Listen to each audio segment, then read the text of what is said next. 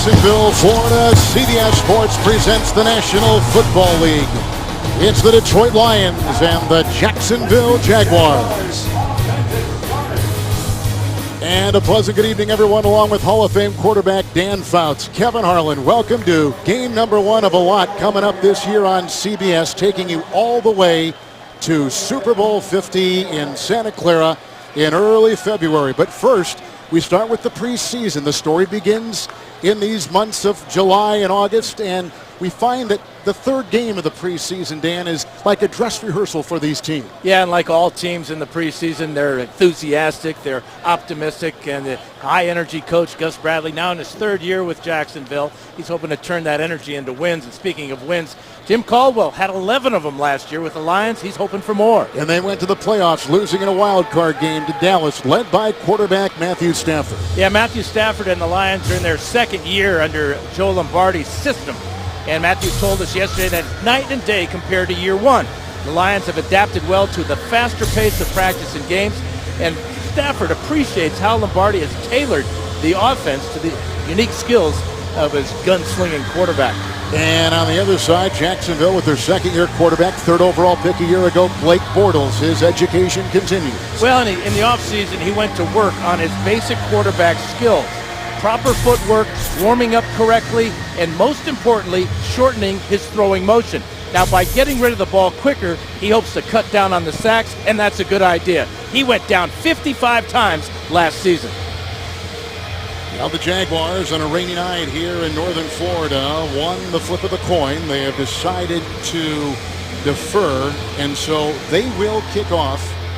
And taking care of those chores with the deep back man, Amir Abdullah, who is electrified a lot of these Lion fans. He is as quick as they come, and here is the opening kick. Yeah, they want to get him involved in the offense as soon as possible. And to hear a rookie described as having excellent hands by not only his quarterback Stafford, but by head coach Jim Caldwell.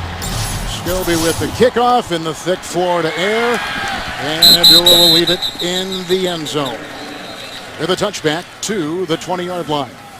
So here is Matthew Stafford, 4 consecutive 4,000-yard passing seasons. Yeah, he feels the main thing the Lions have accomplished this training camp is playing with more consistency and adapting to a quicker pace of practice and in the games. They'll not be entirely a no-huddle offense.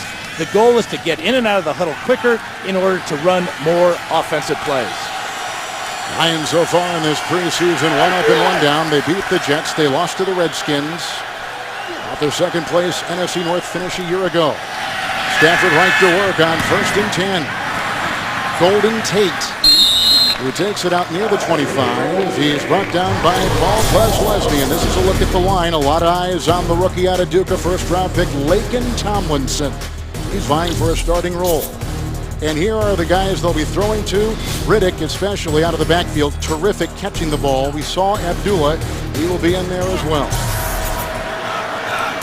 It's a 2nd down and 3 for Stafford. Hey, trip.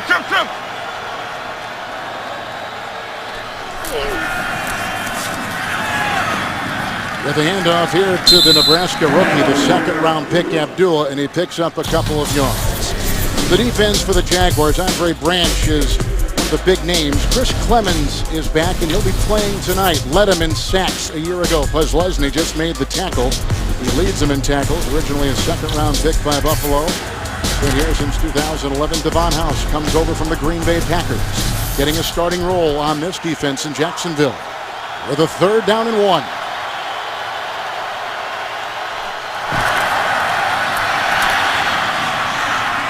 With the carry here is George Wynn. He picks up 3, the 2nd-year player from Cincinnati. He picks up the 1st down out to the 31.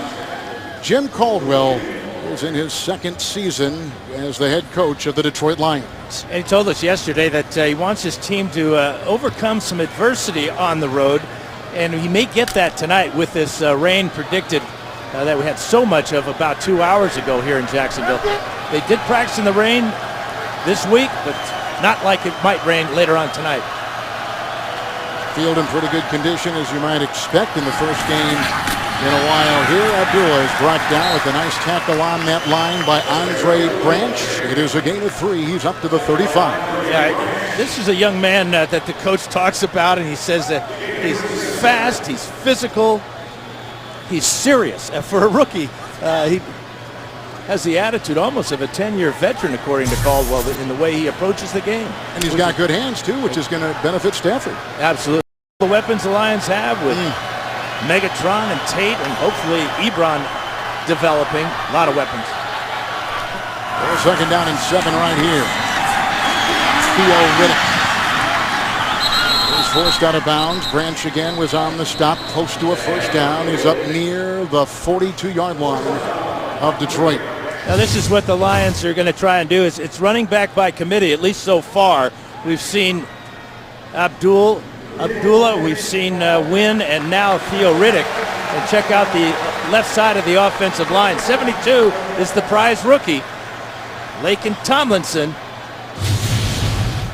Tried to work on Alu with a look at Calvin Johnson, who is healthy but almost a healthy scratch. There was a penalty on the play, and they've called a hold, illegal formation. Second down and 12 with the ball back at the 30.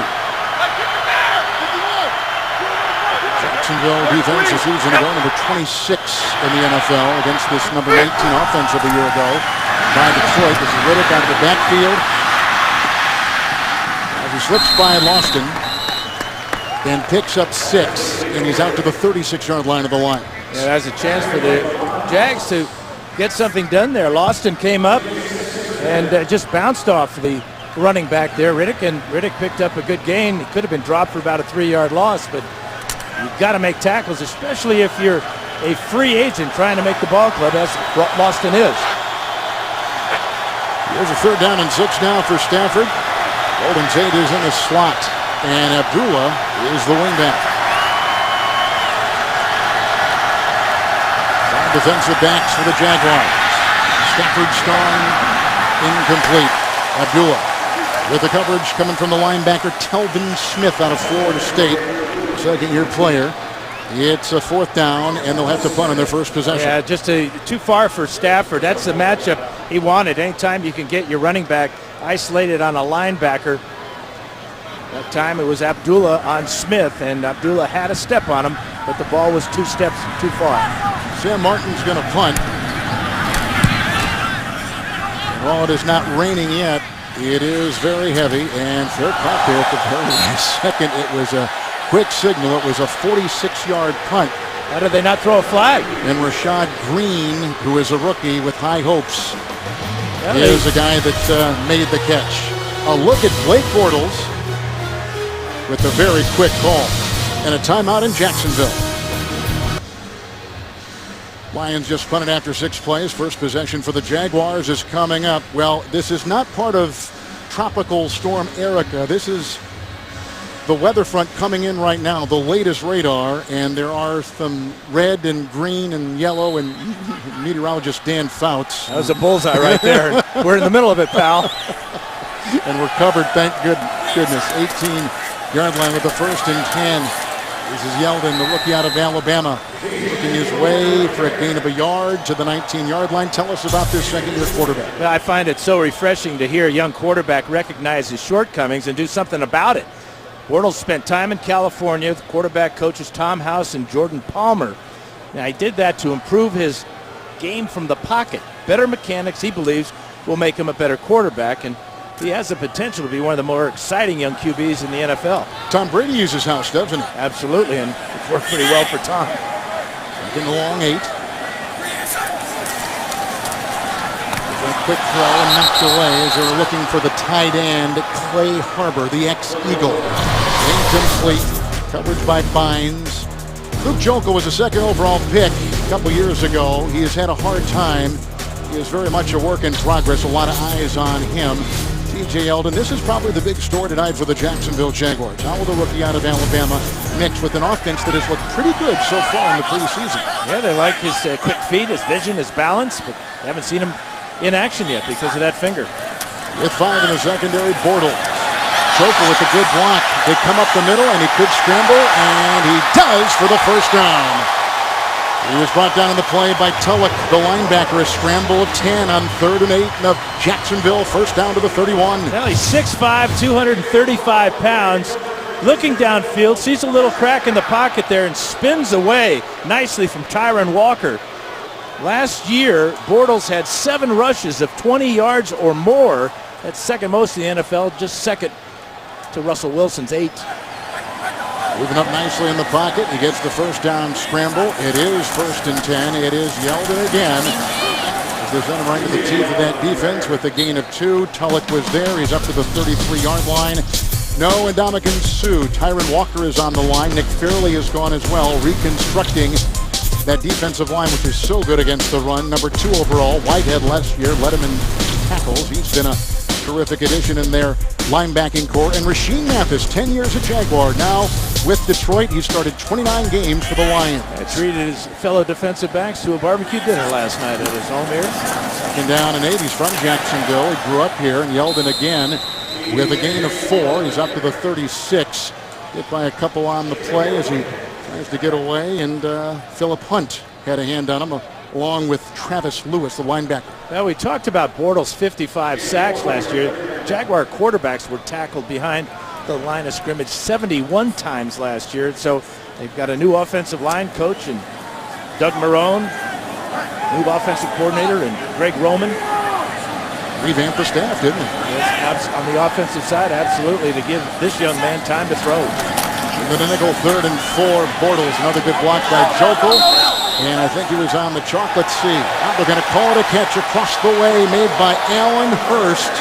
They like him. 7-yard pickup. That is another Jacksonville first down. Yeah, shades of the great Raymond Berry on the sidelines. Watch the footwork as he's going to get by Mathis here. Good coverage by Mathis, but is he in bounds? That might be worth a challenge there by Detroit. I'm surprised they haven't challenged right on their sidelines. Burns led him in receiving yards and 6 receptions in the end zone for touchdowns for him a year ago. The play of the drive. Yeldon again. Not a lot of running right there. No gain on the play. Tulloch hit the Lion tackle. This is why the Jags picked this young man. With a great career at the University of Alabama. 36th overall and runs with power. Not a burner, but very good between the tackles. 4th all-time leading rusher in the history of Alabama football. He had a hand injury, so he's not played in the preseason until tonight. That's saying a lot. Yeah, 4th all-time at Alabama. Well, a lot of good names, you're right. 2nd down and 10 for Bortles. Got the receiver, and that's Yeldon. He makes a miss, gets the first down with the dive. He is tackled by Darius Slay. A 12-yard catch and run. That brings some excitement here. Well, this is what we talked about. The quickness after the catch. Watch Yeldon just set down there and then get away from the linebacker. Then the power with the left straight arm to push away Darius Slay and pick up the first down. That's a veteran move out of a rookie. They've had some pretty good running backs here in the past, of course. Maurice Jones-Drew and Ed Taylor. Hoping this kid will pan out. On the 44-yard line of the Lions on Jacksonville's first possession. First and 10, Yeldon. Tulloch again there. No gain on the play, remaining at the 44. We talk about Stephen Tulloch.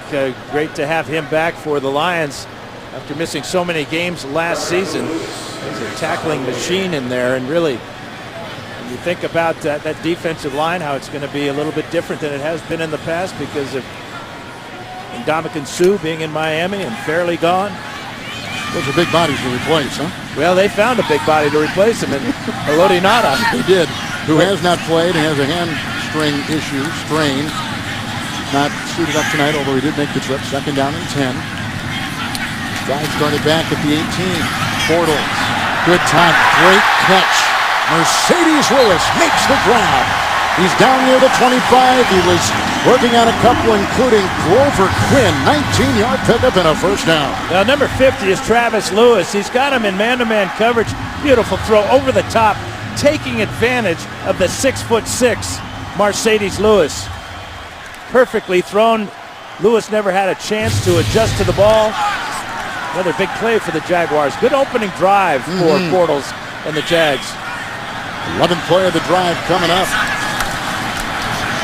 3 of 4 is Bortles. Dropped across the middle. Allen Robinson, impressive player out of Penn State. Coverage on the play by Darius Slay into that very experienced secondary, although Slay is only in his third year. And getting back to the Jags in the tight end situation with Mercedes Lewis and, of course, the offseason acquisition of Julius Thomas. They have a chance to make that man very happy. Haloti Ngata, and I believe he's the world's largest duck. Determining how long it would take to get that in, and you did a good job. Second down from the 25. Just beats it. Hearns makes the grab. They work on Slay. He usually focuses his attention, Slay does, on the top opponent's receiver. That is a gain of 4 to the 21. With a look at Gus Bradley, now in his third year, the former defensive coordinator for Pete Carroll up in Seattle. Yeah, and he's got a team. His starters average about 25 years old. And he calls it a race to maturity. And one of the ways to judge that is how much the team has cut down on their mental mistakes. He's happy about that so far this training camp. Second youngest team in the NFL with a multiple look in the secondary, 3rd and 6 Bortles. Denicate blocked by Purple. That's caught Rashad Green right in front of James Ihedebo. 16-yard pickup. He's hit Lewis for 19 and Yeldon for 12 on the drive. Watch Bortles look this way and then come back this way to pick up the receiver. This is maturity in a quarterback. That doesn't like his first guy, finds his outlet receiver and throws a perfect ball down low. The receiver can catch that ball and stay out of harm's way. That's Green. He was catching passes from Winston. Jameis Winston at Florida State.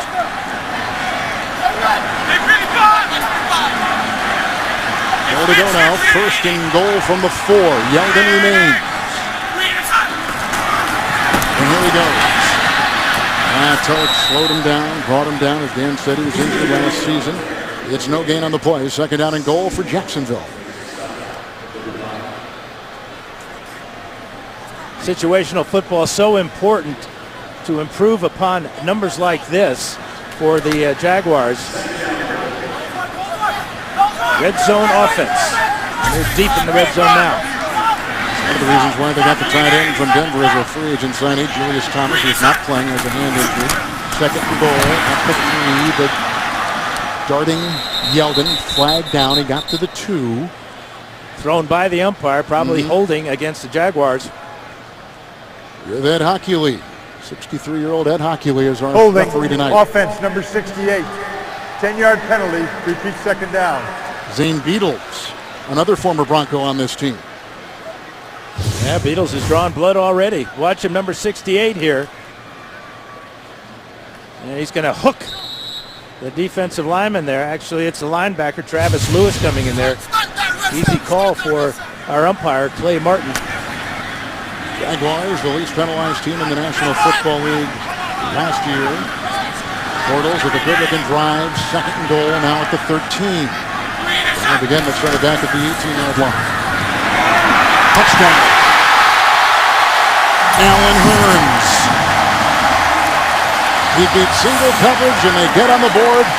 Rasheem Mathis was in the vicinity. Now, not the type of homecoming Rasheem Mathis wanted.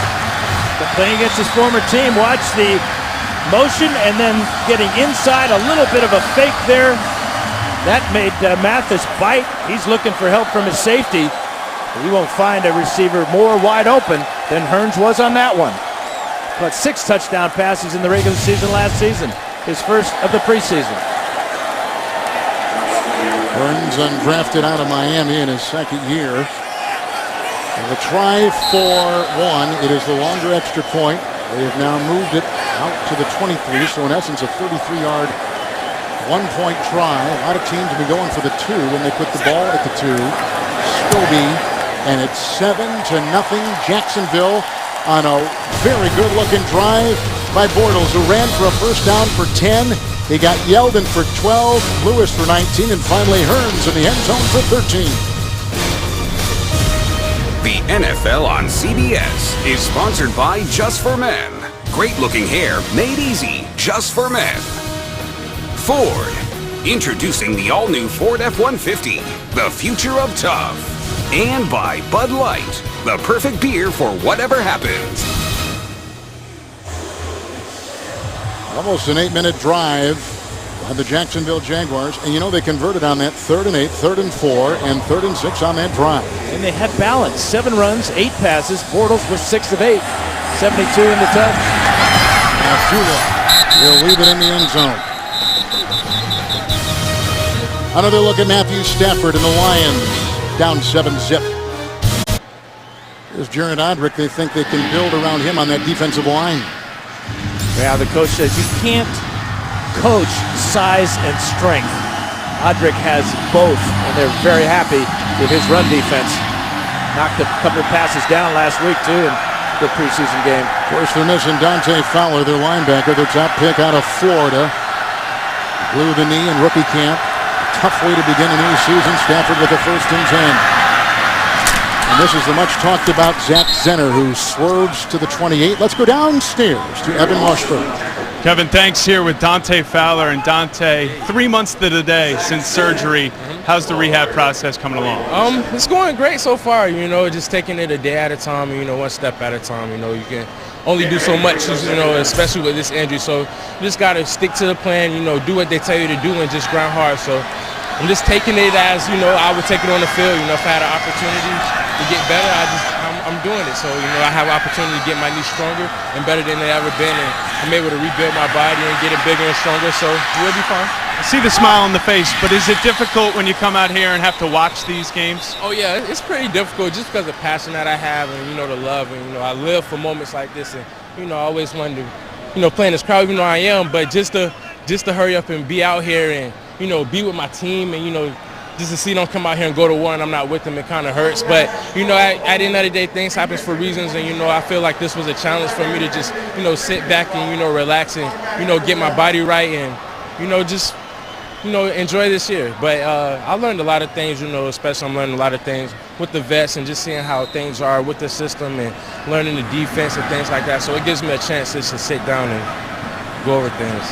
Well, have a speedy recovery. Thanks for the time. Appreciate it. Thank you. Kevin. Evan, thank you very much. That is a kid that they can use, but not this year. I do like to keep him very engaged, though. The coach talking to him a lot. The defensive hold in the Jaguars. It is a 1st and 10 on the 2nd possession for the Detroit Lions.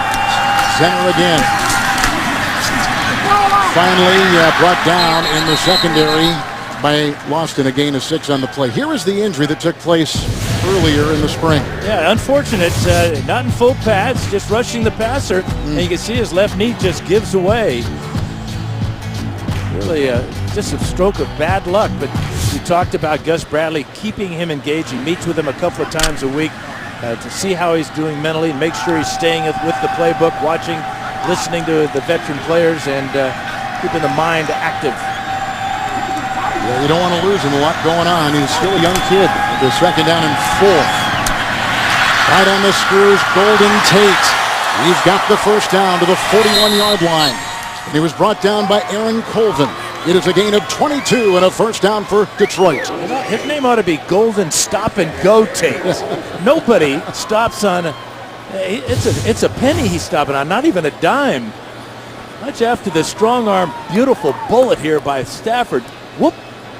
Right by Mathis, or right by Devon House, rather, and into Jag territory. Great quickness. He was a Pro Bowler a year ago for the 1st time. And the best after the catch in the NFL. 1st and 10, Zenner is in the backfield. Matthew Stafford, incomplete on the sideline for Greg Salas, who's trying to carve his way onto that roster and be recipients of Stafford's passing. The coverage in the play by House. We mentioned that he came from Green Bay, where he was not a starter, but saw a lot of snaps. Yeah, he feels that he's accomplished the playoffs with the Packers, the Super Bowl, and now he's got a chance to come down here to instill that same type of attitude with the Jags and be a full-time starter. Nickel with a 2nd down and 10. Pettigrew could not get it. Coverage on the play by Odrick, from the #1 pick by Miami. Hey, fantasy football fans, this season run your league your way and get exclusive advice and player rewards with CBS Sports Commissioner. Start your league now at cbssports.com/football. I know you're getting your fantasy team ready on all fronts. Yeah, and I'm not telling you who I got either. I am loaded. You are. More ways than one. Third down and 10.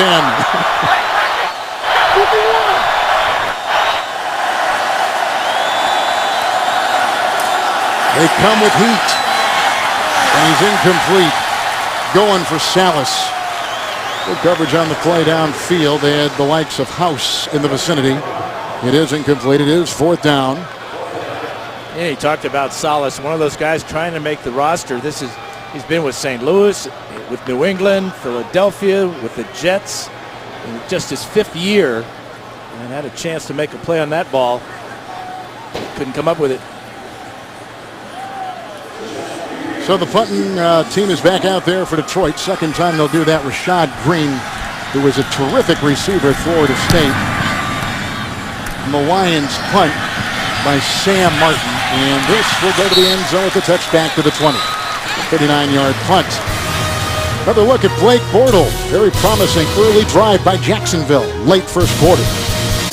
Back in Jacksonville, Thursday, September 17th, your football weekend starts with Thursday Night Football on CBS and NFL Network. As the Broncos face the Chiefs, right here on the home of Super Bowl 50, CBS Sports. They did Super Bowl #1. Now they'll go all the way to 50, a once-in-a-lifetime event. But Thursday Night Football promises, with a terrific schedule, Dan, to be better than ever. Yeah, Jim and Phil will be there, and we'll all be sitting around watching them. A great year for CBS and Thursday Night Football. Bortles at the first and 10. Denard Robinson was in the backfield. Almost a terrific catch there by Allen Robinson. Coverage on the play by Mathis. Incomplete. Second and 10. Let's go back to the touchdown and watch. This is Glover Quinn right here. The play fake to Yeldon. He comes up. Inside goes Hearns wide open in the back of the end zone. Man-to-man coverage there that time with the weak safety on the running back, and Bortles read it perfectly. Greg Olson, he's the new offensive coordinator here. They had Derek Carr out in Oakland. Second down and 10 with a lot of movement.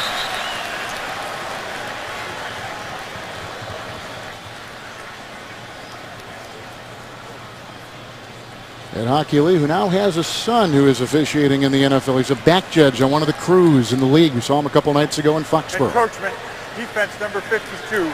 5-yard penalty, it's second down. What do you know about Greg Olson, the offensive coordinator? Well, interesting. He knew about Blake Bortles because of the combine, and also that Derek Carr became good friends with Bortles at the combine, and they stayed in touch. And once Olson got the job here in Jacksonville, the two quarterbacks talked about the offense, and they continue to do so. Bortles out of Central Florida. Second down and 5 as they hit him outside. That's Allen Robinson with the gain of 1. Read well by Mathis. And the game just beyond the 25-yard line. And that was an example of Bortles shortening his throwing motion, because you're throwing a quick hitch route to the outside. You don't have time to wind up and fire it. That time he took the ball right to his shoulder and got it out to his receiver. Well, what was he doing before? What was the motion? Dropping the ball down too far. You know, you got a big loop in that throwing motion that he's been working on. It shows Lewis is wide, the tight end, 3rd and 4. Into the nickel. Now they got by Joker. But they got Lewis on a cross, and there he goes. The big tight end out of UCLA. Flag has been thrown. He takes it up to the 50-yard line. They're going to call a pick. That's how Lewis got so wide open. This one's coming back at the end of the first quarter. Glover Quinn watching.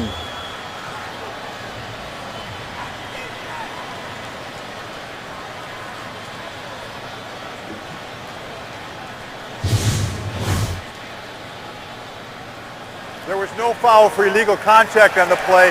The pass had already been thrown when the contact occurred. First down. Well, they missed the pick then. My goodness. Rashad Green came in and just blocked the defense and allowed Mercedes Lewis to get wide open. Lewis has also had a 19-yard catch tonight, part of a 7-0 first quarter Jacksonville lead. Part of a nice start for Jacksonville, their quarterback Bortles, and Dan, what he's done on third down. Well, he's 3 for 3 on third down, but perhaps more importantly, he's spread it around to 3 different receivers. Check downs are there. We begin the second quarter. 15-yard touchdown pass to Hearns from the quarterback Bortles on a good-looking drive that was 15 plays in length. Here's a first down. Start the second. Moving up nicely and on the move. And this is what he does well. He makes a miss and he slides for the first down to the 37-yard line. Late hit. There goes a flag. A 12-yard run and another flag is thrown. Bortles has had runs of 10 and 12 yards already in this game. He extends plays. And they should extend it even more with a 15-yard penalty on a spear. Bortles went to the ground, feet first, so that means he's untouchable. Jim Caldwell looking at the replay board, and it's James ahead of Boo. You look at Bortles and the way he runs, as you see Hockley. Personal foul, unnecessary roughness. Defense number 32. 15-yard penalty, automatic first down. He's saying he was trying to pull off. Watch him put his hands on the helmet of Bortles and then make contact with his helmet. You cannot touch the quarterback anywhere at any time if he runs and slides feet first. Yedebu picks up the penalty right there, and Detroit will be pushed further back in their own zone. There is he has got the size of a Roethlisberger. You talked about that comparison today. But he has more speed than Roethlisberger, as we've seen. He was pulling away from the defense there. And but that's a great comparison. I mean, nobody extends plays better than Big Ben. And Bortles, if he has a little bit more speed and the awareness to get down as he did that time, he'll be in good shape. Denard Robinson remains the running back. It is a first down for Jacksonville.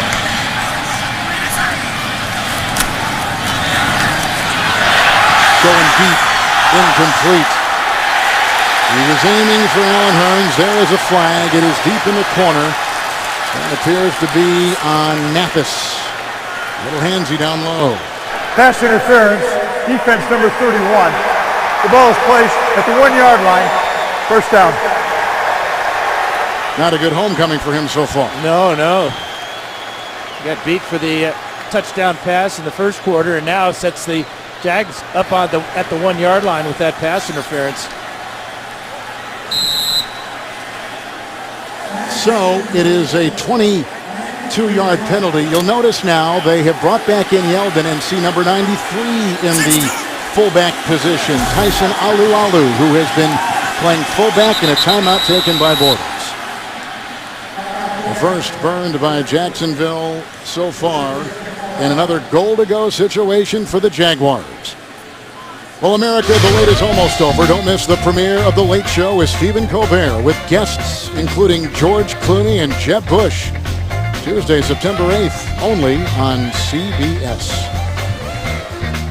There's Jeff Toole, the former Buffalo quarterback, talking with Bortles and Greg Olson. Learning a new system, of course, but the offense really struggled a year ago. I don't think there was much of a choice. They had to make changes. Well, absolutely, and it seems like it's paying off.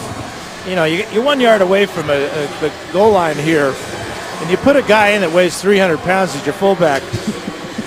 You ought to let him lead the way. I think that'd be a good call. Let the youngster, T.J. Yeldon, get a taste of the end zone behind Tyson Alu. The discussion with Coach Caldwell of Detroit and Ed Hockley.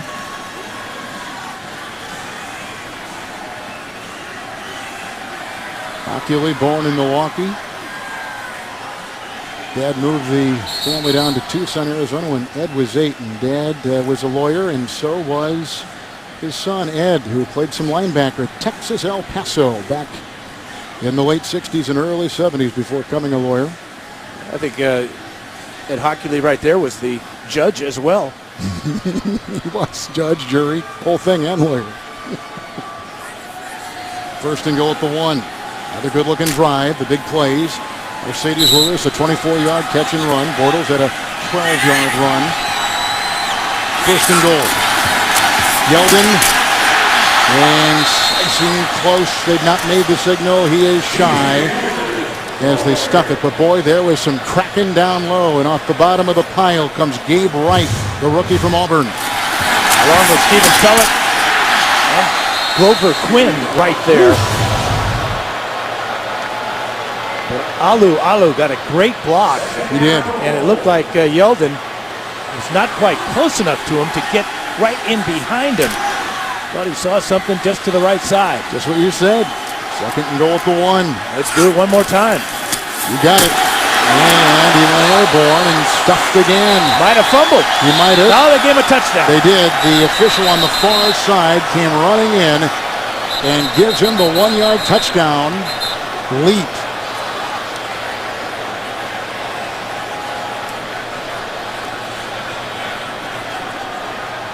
There are cameras in the pylon, but the view here is not good. This is off our camera. I'm not sure that's a touchdown. All the ball has to do is hit the front part of the goal line to be a touchdown. It took the official a long time to come in and signal touchdown. You can see Lewis and Tulloch drive the rookie back and force the ball out of his hand. DeAndre Levy, by the way, is healthy but not playing tonight. He is the star. Yeldon gets his first NFL touchdown, a starting role tonight. First preseason action, and gives a lot of hope. Jacksonville has had 2 very good-looking drives against a defense that overall, albeit with... We will review the ruling on the field. Albeit with Ndamukong Suh, and they review every scoring play, was number 2 in the NFL. So we await the extra point, perhaps. They'll review and... The ruling on the field stands as called. Touchdown.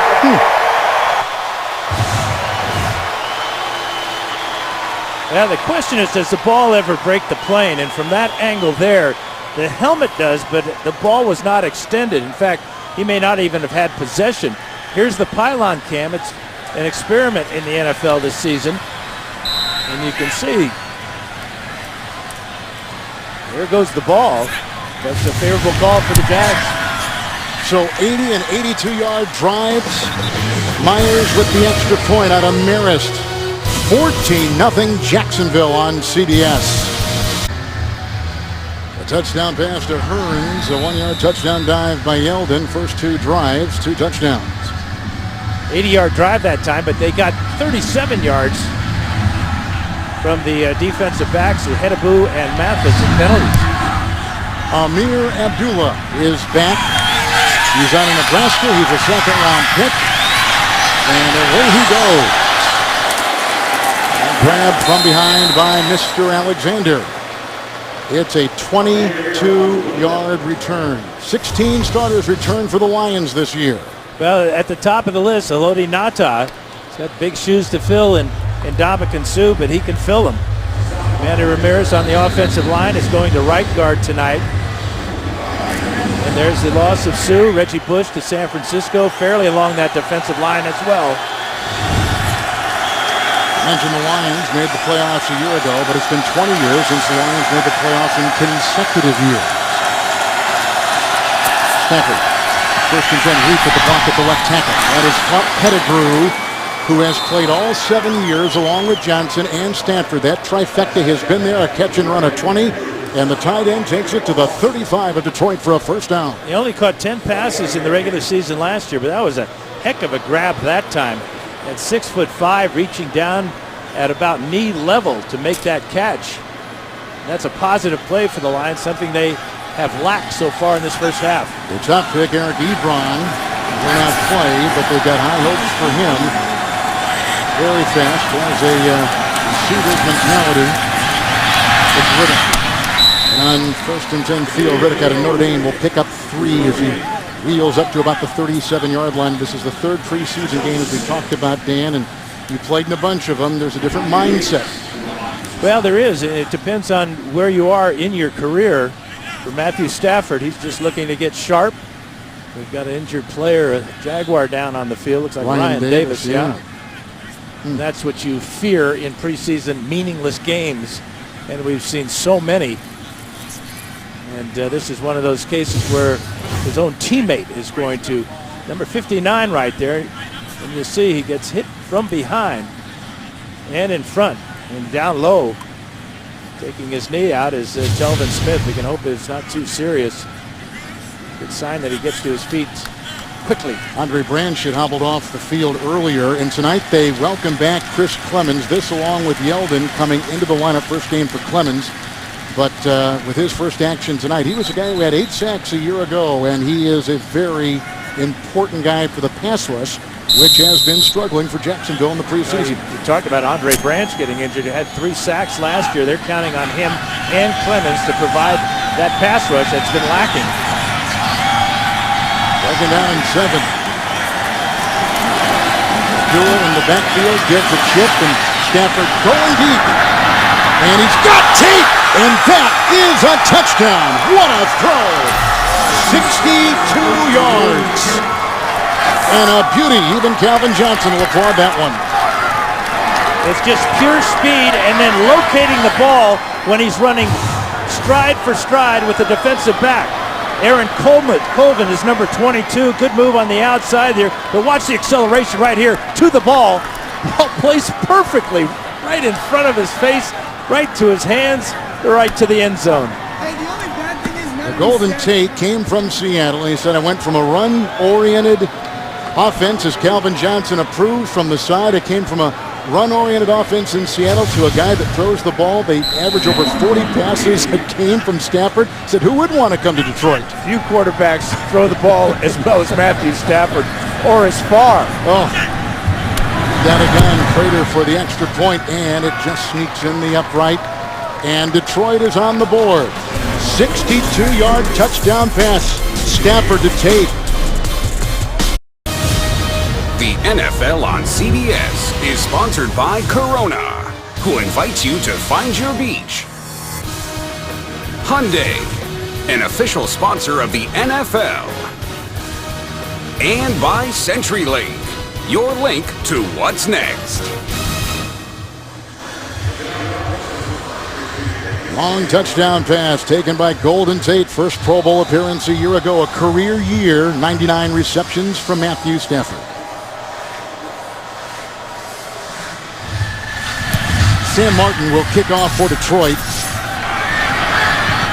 A little bit short, taken by Robinson, who is brought down on the play after a gain of 7 by Brandon Copeland. Bernard Robinson, one-time quarterback at Michigan. Weak safety here, Sergio Brown. Watch his eyes come in here. Takes one false step here, and that allows Tate on the out and up. There's no help deep for Aaron Colvin. But even if there had been, this ball is thrown beyond the defensive coverage as perfectly as you can throw a 62-yard bomb. Tate, remember, had that big game against Dallas in the playoffs. 6 catches, 89 yards, a 51-yard touchdown reception. Bortles on 1st and 10. Bernard Robinson trying to find some room. He picks up 3 on the play. Jumping on the pile was Tyron Walker. He's out near the 15. Running behind left tackle Luke Jokel, who gets up a little gingerly. He's had issues. He broke an ankle a year ago. Yeah, he went to the weight room in the offseason and gained about 15 pounds, up to 320. And what Doug Marrone, his offensive line coach, likes is that he's added lean muscle. Last year he allowed 8 sacks as he was coming back from that broken ankle as a rookie. 2nd down and 7. Bortles again competently hits Harbor, the tight end. Lewis makes the stop. Gain of 5 to the 20. Well, this is what the former first-round pick had problems with last year, getting overpowered on that one, and then trying to hold and not getting away with that. So Jokel knows that this is a big year for him. He's focusing on himself, trying to shut out the media. He might even be wanting to shut out his dad. His dad said, hey, son, this is a big year for you. Jokel, Texas A&M. Remember when he came out, it was either Eric Fisher or Jokel, who are the Chiefs going to pick, and they went with Fisher, who's injured in Kansas City, by the way. 3rd and 2 for Bortles. He's been terrific on 3rd down tonight. And he is again with the first down pass. Rashad Green on a cross. Hit by Tulloch, brought down after a catch and run of 8, a first down to the 27. Now good pass protection for Bortles. Jokel does a good job on the right side of our screen. Keeping the linebacker away from the quarterback, and Bortles is having a comfortable night so far. We've seen him break the pocket when the pressure's been there and reeled off a couple of good runs, but he's got a hot hand in the first half. Yeah, 10 of 13. Looks good. Cecil Shorts, the receiver that had been a star here for a while, is now gone. It's down in 10. Robinson in the backfield. They get around Joker, but the pass is away. They get that quick release, and Allen Robinson can't hold on. Good coverage. Tulloch is all over the joint tonight with the coverage. Incomplete pass. Now let's check him out here. Working against Hunt. Gets away with a hold there, and that's the problem. It's Hunt with the quickness to get around. Hunt was real good quickness there. And again, it's another Jaguar down on the field because of an injury. Allen Robinson, I think, the wide receiver who has been very impressive. They really like him. Slated to be a starter. Down, as you can see, in 10:07 in our first half. Allen Robinson was the receiver, second-year player to Penn State, second-round pick last year. Like we said, they really liked him. He walks off under his own power. It looked like his shoulder. We'll update that with Evan in a second. Second and 10. Allen Robinson, he was grabbed initially by Gabe Wright out of Auburn. It is a gain of 4 to the 32. Let's go back to the injury to Robinson. It's a crossing route, and the hitman, Stephen Tulloch, is going to come up and really drill him. It's a double hit there. Once the contact and then the contact with the ground. Robinson on the sidelines. They're not looking at his shoulder, though, so that may tell me that could be a head injury of some type. They've got some real issues with receivers here. They've already lost Aurelius Ben to a broken collarbone. Marquise Lee, he's out with a hamstring. Here comes Bortles on 3rd and 6. He gets another push. Hearns with a nice block downfield by his fellow receiver, and that was Rashad Green, who opens the door. 18-yard catch and run to midfield. Well, Bortles now 11 of 15. And again, Hunt is just going to come right in on Jokel, taking Jokel all the way back to Bortles. This has got to be short up. You cannot have your weak side tackle on his wallet and then the quarterback on his. Yeah, protecting him is going to be a season-long endeavor. Well, you just have to protect your quarterback, especially if you're a former #1 pick. Bortles with the first and 10. He grew up near Orlando. Talked about the improved throwing motion. Confidence is there, too, and he's got a first-down throw right here. This is caught by Nick Jacobs. Coming off the practice squad of the Saints last year, 15-yard catch and run to the 35 of the Lions. Another first down for Jacksonville. Now that's 12 completions now to 7 different receivers. And the good thing about that is that was a bootleg, but it wasn't a bootleg to run. He was looking to throw all the way, quickly got the ball out to his tight end. Doesn't he look comfortable in the pocket and outside the pocket, too? He looks awfully good in this first half. They played the drive. Denard Robinson, who now has officially been classified as a running back. The quarterback extension to his game is basically gone. Cudjoe makes the stop on the line. There's no gain on the play for Denard Robinson. But the thing with Robinson is he's a dual threat. Good receiver out of the backfield. He's also a triple threat because don't forget, he can throw the ball. So on the old Paul Hornung halfback option type of play. Yeah. You old Green Bay Packer fan, you remember that? He was an electrifying player at Michigan. They drafted him in the 5th round. They really didn't know how they were going to use him, but I think maybe they had found an itch. He's seen a lot of time at running back tonight. He's a tremendous athlete and a real team player. Second down and 10. It's Green. Oh, read well across the way by Josh Wilson, the 30-year-old veteran in the NFL. There's no gain on the play. Evan is on our sideline tonight. Well, guys, I've kept a close eye on Allen Robinson to get an idea of what they're working on. It appears to be his left shoulder. They've been massaging it. They also went to the video to see the injury up close and slowed down. Still waiting official word from the team, but they're working on his left shoulder. He still has his helmet on the sideline. He's had a very good preseason. Thank you, Evan. 48 catches a season ago, and a guy they're counting on. And in a strange way, that's good news. 3rd and 10. Robinson. Oh, got a beautiful block on the play by Shatley, and that opens the door. Down inside the 10. Chased out of play by Taylor. Shatley on the line, opens it with a great block, a 22-yard catch and run. Yeah, perfect timing on the screen pass. And watch number 69 get out here, throw that key block on Tulloch. And then the explosion by Denard Robinson. Here's our, he stepped out of bounds. I love that camera. That's a real smart cameraman working it too. First and 10 from the 12. And Bortles. Again, boy, they're just threading pass after pass, and Harbor is brought down by Lewis on a gain of 6, and the confidence and the stature in the pocket so evident right there. Again, he hits his tight end. Now, when you get You say there's a short cameraman there, right? look out, cameraman. I say forget the experiment. Keep him in. That looks good. Oh, absolutely. Oh, that's a And terrific you can view. see it. You can look both ways with it. Yeah. And there's one on the back of the end zone as well. Here's the former Baltimore Raven, Bernard Pierce, on a 2nd down and 4 on a 6-minute drive, and he works his way for a gain of a yard to about the 5 of the Lions on a drive which has seen Hearns catch it for 18 yards. Robinson just caught it and ran for 22, and Jacobs caught one for 15, the tight end. So here, cameraman, you were teasing us, weren't you? It's called your POV. That's television talk for point of view. That's a real great point of view. Or your SC, small camera. 3rd down and 3. That pylon is non-union, though. How about him on 3rd downs tonight? 3rd and 3, Bortles. Look at the time. Incomplete. In the back of the end zone, looking for the previously injured Allen Robinson. Good to see him back out there, and that baby had some serious gas on the throw from Bortles. He's hurting, though. He's going to the sidelines. This is why he didn't make this catch, because of that sore shoulder.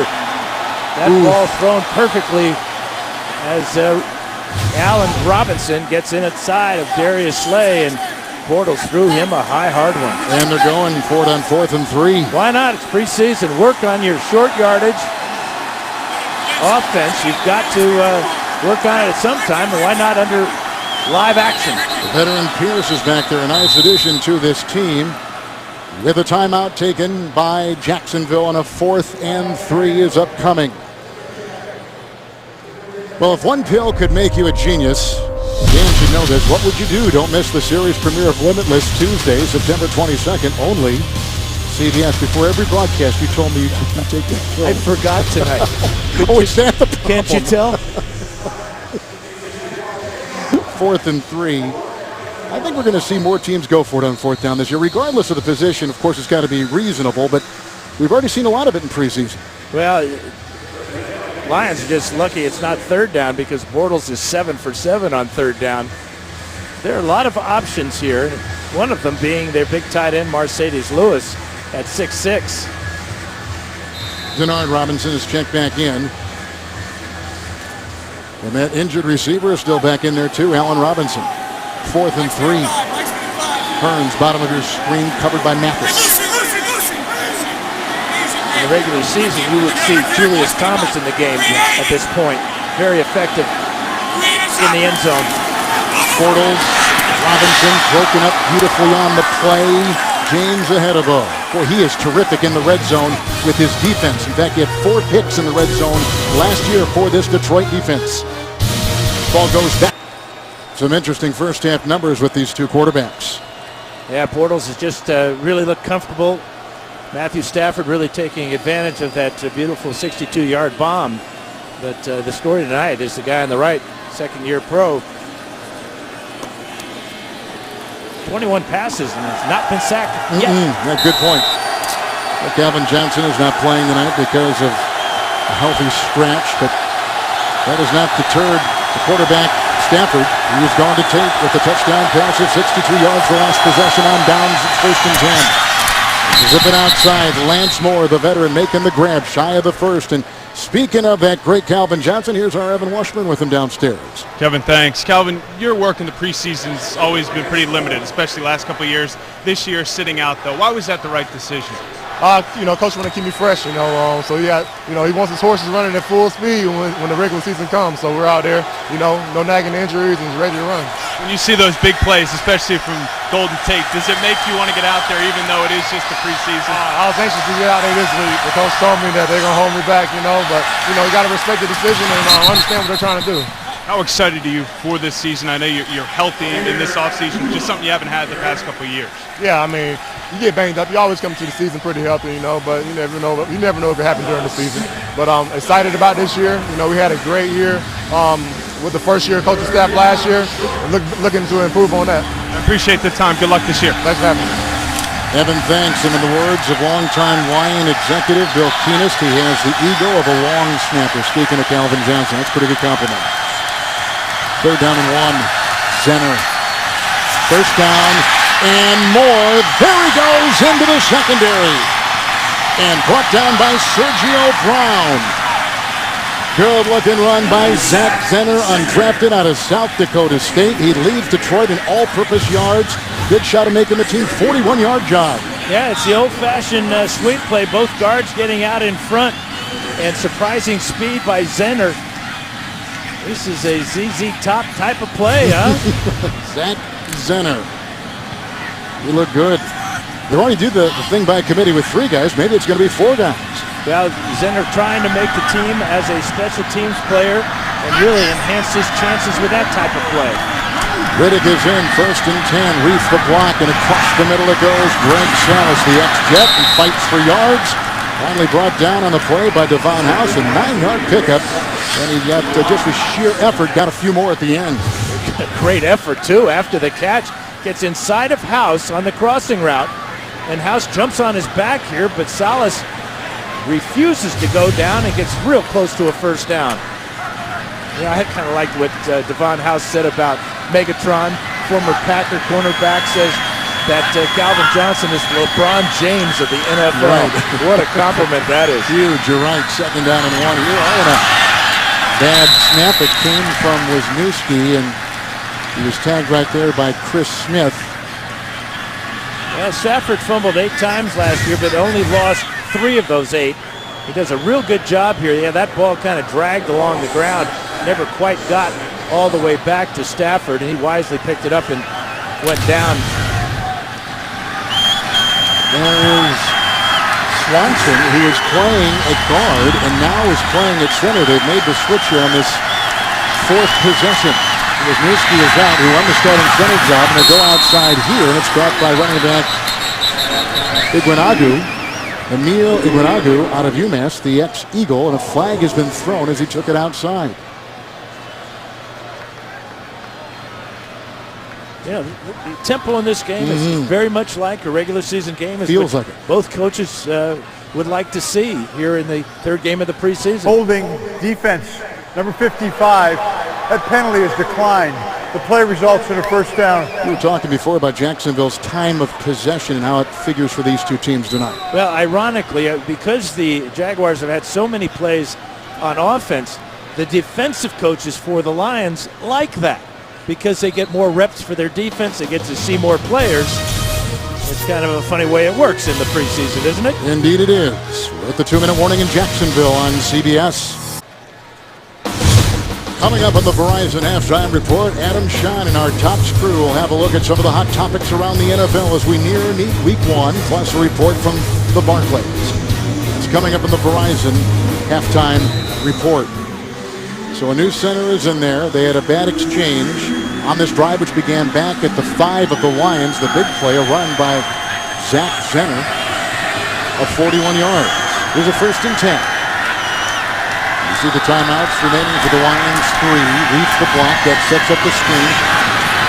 Abdullah, Lake, and Tomlinson with a nice block. And Abdullah takes it down inside the 10 to the 8 with a catch and run at 12. And the rookie out of Duke on the line makes a good block, a 21-yard pickup. Yeah, watch the acceleration after the catch. He gets up the field immediately. There's the block by Tomlinson.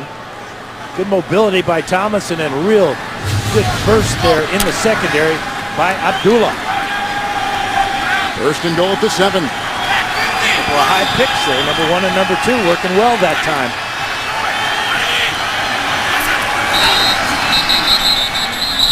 During that dead, these 2 1-1 teams in this preseason so far. Meeting tonight. Cuts coming Tuesday. Ball start on the center. 5-yard penalty. 1st down. It's Travis Swanson. That's a 2nd mistake he's made. The bad snap up to the quarterback, and now this. Well, and you're talking to Matthew Stafford about the center position. He said, I've taken all of my snaps in my career from Dominic Raiola, and now he's going to have to get used to 2 new centers in Swanson. Riley Reeves remains the starting left tackle. The right tackle, that Cornelius Lucas, who's his swing tackle. First and goal now back at the 12. Stafford, second look. Good quick slant inside the 5. Grabbed by Greg Salas. Picks up 9. And he's down to the 4. The quickness of Stafford getting this ball out to Salas. He takes 2 steps up the field to the outside, comes back into the inside.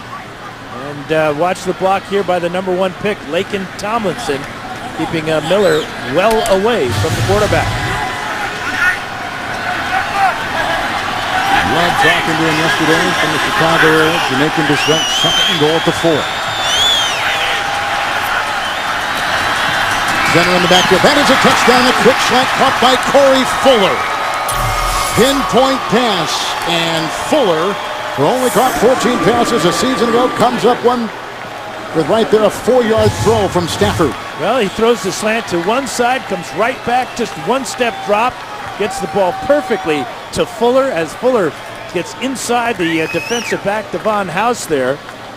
And an impressive drive for the Lions at the end of the first half. This is what the coaches want to see, situational football. How well do you handle the hurry-up offense? Well, number 9 handled it perfectly on that drive. On that drive, Stafford was 6 of 6, and here is Matt Prater to try the extra point. Hold from the punter, Martin. And it's off the upright, and Jacksonville still holds on to a 1-point lead. This is what it was meant to do, put a little bit of thought after the touchdown on what to do. Yeah, there are some suits back in New York saying, that's exactly what we want. More excitement, more unpredictability on the extra point. It was so automatic for so long. Stafford great on that drive. But this is Prater now, who has played in the league 9 years, and some of the numbers in last year's regular season and this preseason as they've moved it back to the 23-yard line.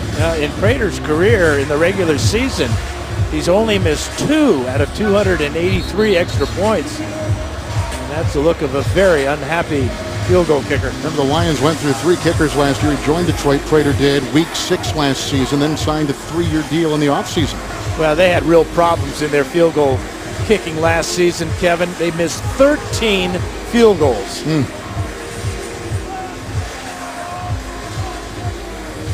It's going to add a degree of strategy and everything else for these coaches as they decide what to try.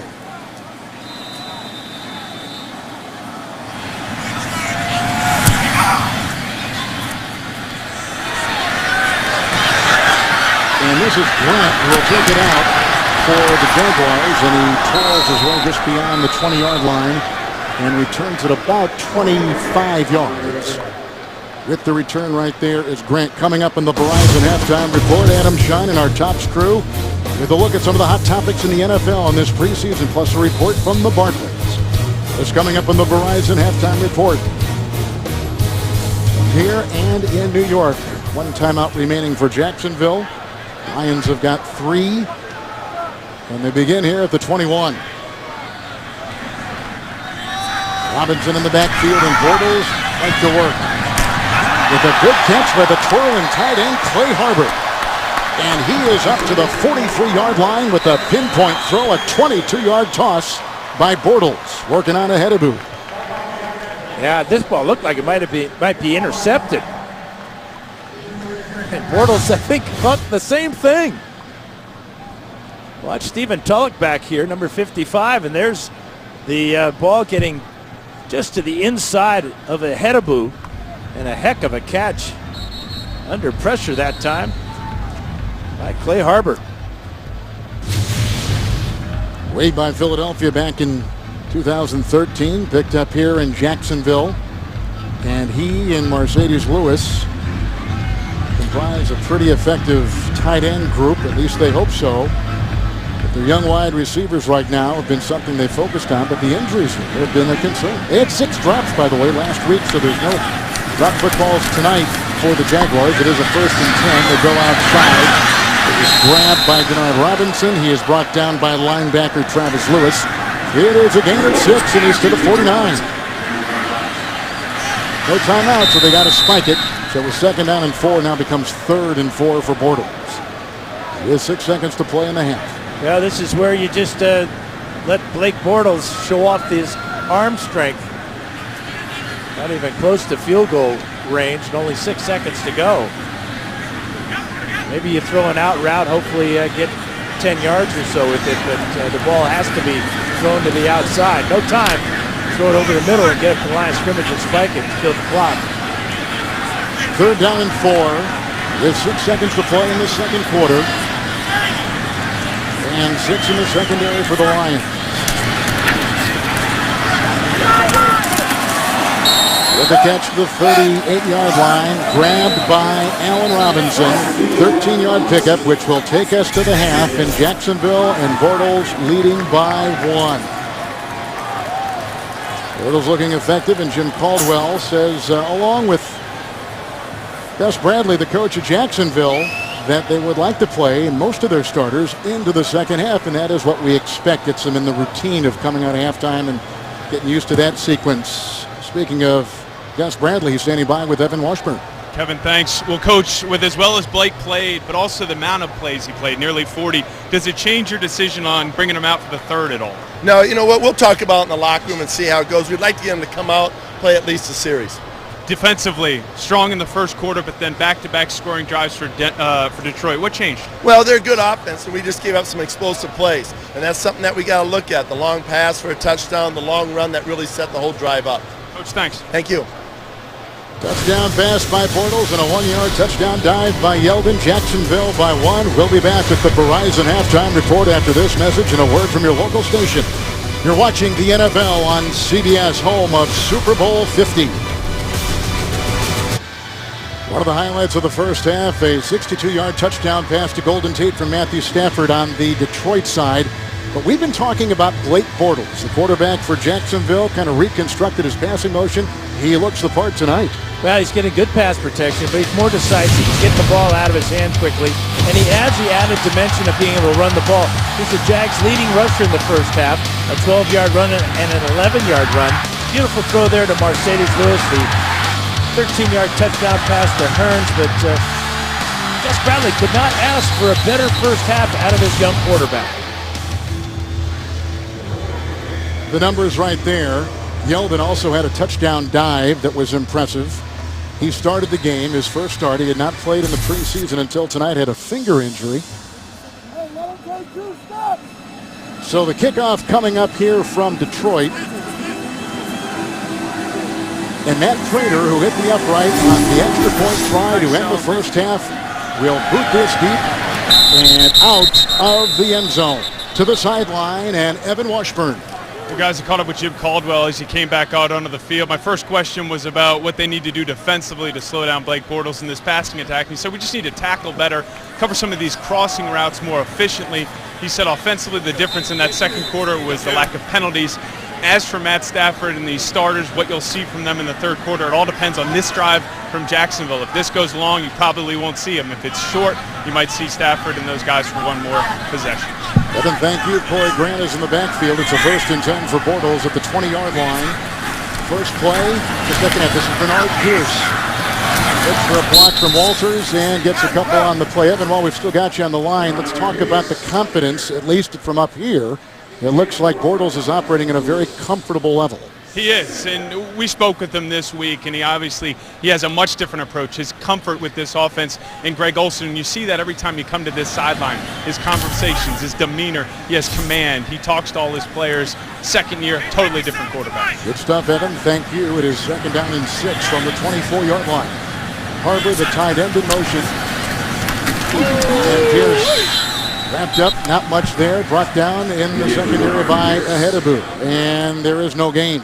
And Bortles also benefits from having Nathaniel Hackett as his quarterback coach.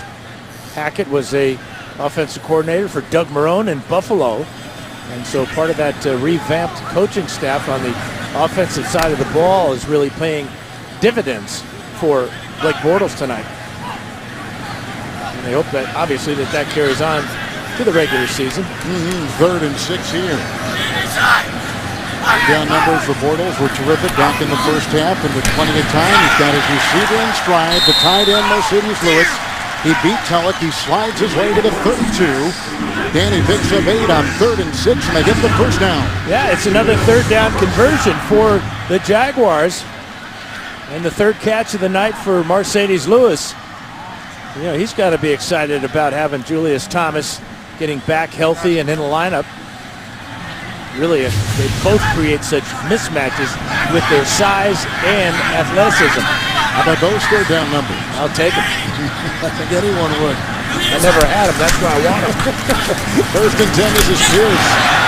With some shifty moves, and he's brought down by Phillip up out of Houston. That makes the tackle, but after a gain of 8 by Bernard Pierce out of Temple. It seems like every team, if they don't have an Adrian Peterson, it's running back by committee. We saw T.J. Yeldon in the first half. Now we're seeing Bernard Pierce. We also saw Denard Robinson. Don't forget about Toby Gerhardt, too. The 6', 230-pound tailback out of Stanford. That's 4 solid running backs that will benefit Blake Bortles. Gerhardt injured with an abdominal strain. 2nd down and 2. Pierce outside. Picked by Slay.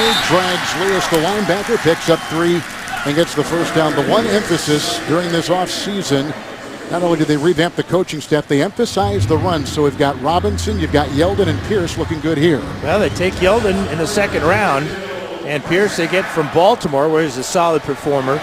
They know what Robinson can do. And when you mix in the big thumper in Toby Gerhardt, you got a running back situation. Haven't had a 1,000-yard rusher in a long time, going back to the days of Maurice Jones-Drew. 1st and 10, Bortles.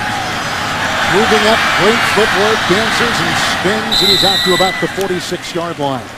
It is a gain of 4. A lot of quarterbacks who played the game, I'm sure like yourself, always look at the footwork of quarterbacks, and his is pretty good. Yeah, he showed good footwork there, but I'm not so sure about the judgment.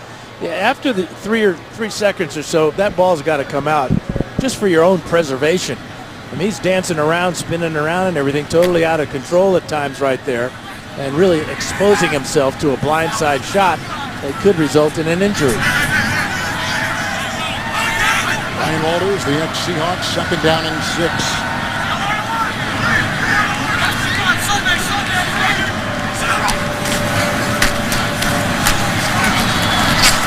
Pierce trying to pick and poke his way up. Not a whole lot there. Sheen Mathis among a couple to make the stop on a gain of 2. He's up to the 48. Bringing up another 3rd down situation where the Jaguars tonight have been outstanding.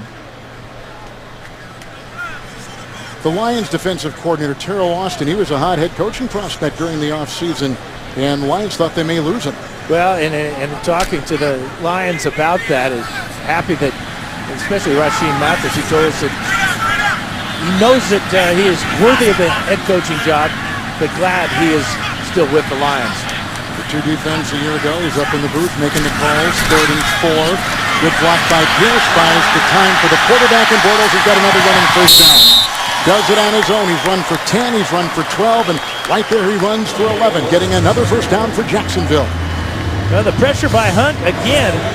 Right side of the screen here. He comes totally free. Pierce sees him at the last instant. Pushes him by the quarterback. Great block that time by Bernard Pierce, picking up the blitzing linebacker from the outside. He's a veteran. He knows it's Hunt will lead. Pass pro, so important. And that's where young T.J. Yeldon will be taught, and he will have to learn it in a hurry. You know, they don't want to see him leading the rushing brigade, but his runs have been timely and effective. 9th play of the drive. Bortles deep this time. He's got the receiver.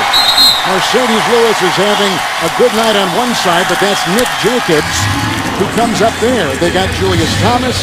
They've got Harbor, and they got this kid, Nick Jacobs, 24-yard catch. He's squeezing it into a real tight window there. Good job of hanging onto the ball by Jacobs as he takes a shot right there. But what a throw by Bortles, and we got another Jag down. This is Clay Harbor, the other tight end. The other tight end, but they've all looked good, haven't they? I mean, they've all shown terrific route running and catching as Harbor is being looked at. And we'll take an injury timeout here in Jacksonville at the 9:31. Way down was Clay Harbor. Just slipped on the turf, it looked like, Dan. It wasn't hit. Yeah, they're checking his right ankle. This is in from the 16. It's Pierce. And the block from the other tight end, the rookie, Ben Koyak. It's a loss of a yard. Watch number 86 here.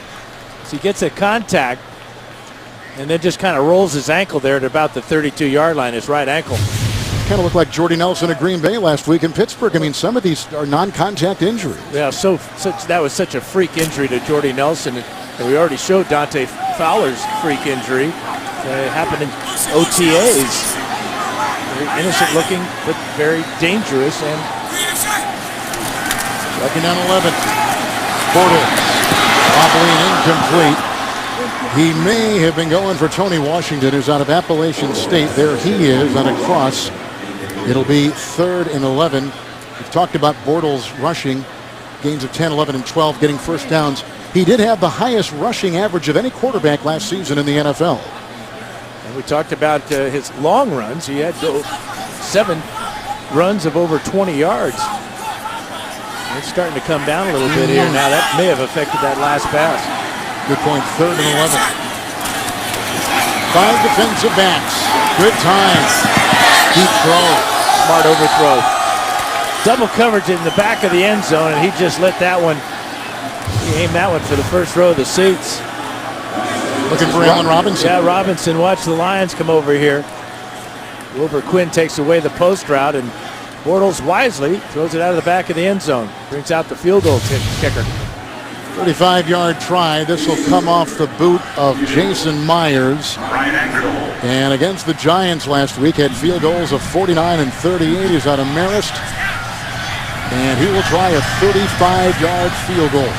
In the rain, no wind, fighting for a job, and right down the middle it goes in Jacksonville. Will extend their lead. It's up to 4. 35-yard boot by Myers from Marist. The NFL on CBS is sponsored by Geico. 15 minutes could save you 15% or more on car insurance. AT&T and DirecTV are now one, bringing television and wireless together. And by Bud Light, the perfect beer for whatever happens. Well, some long drives by Jacksonville. We just saw Myers knock one in from 35 yards away, culminating a 13-play drive. They've had a 14-play drive and a 15-play drive. Myers with the kick. Jeremy Ross is back to retrieve this one. Had the most opportunities so far to return kicks and punts in this preseason for the Lions. It's good up near the 15, and a flag has been thrown. Does not find a lot of room. Josh Evans out of Florida will hit him a 20-yard return.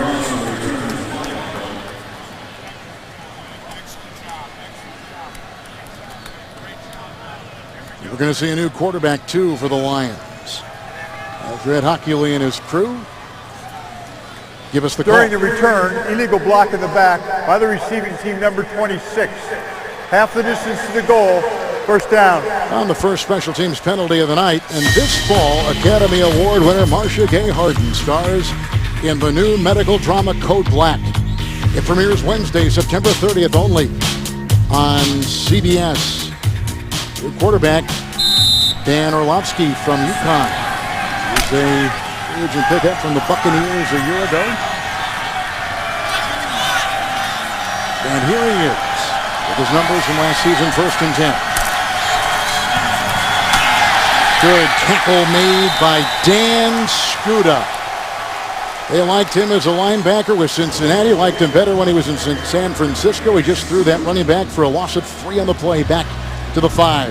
Yeah, tremendous explosion by Skuda as he got into the backfield, squared up on the runner, and just planted him for a 2-3 yard loss. George Wynn is back there. They brought in a fullback, Michael Burton, 2nd and 13 with 4 on the move. Orlovsky under center. There's a good block by Logan Tomlinson, but the defense converges underneath as they once again stop Wynn. This time limiting him to a gain of 2 to the 7. That's your man Skuda again. Yep. He's all over the place, scooting over here and scooting over there. I couldn't resist. Come I on. know.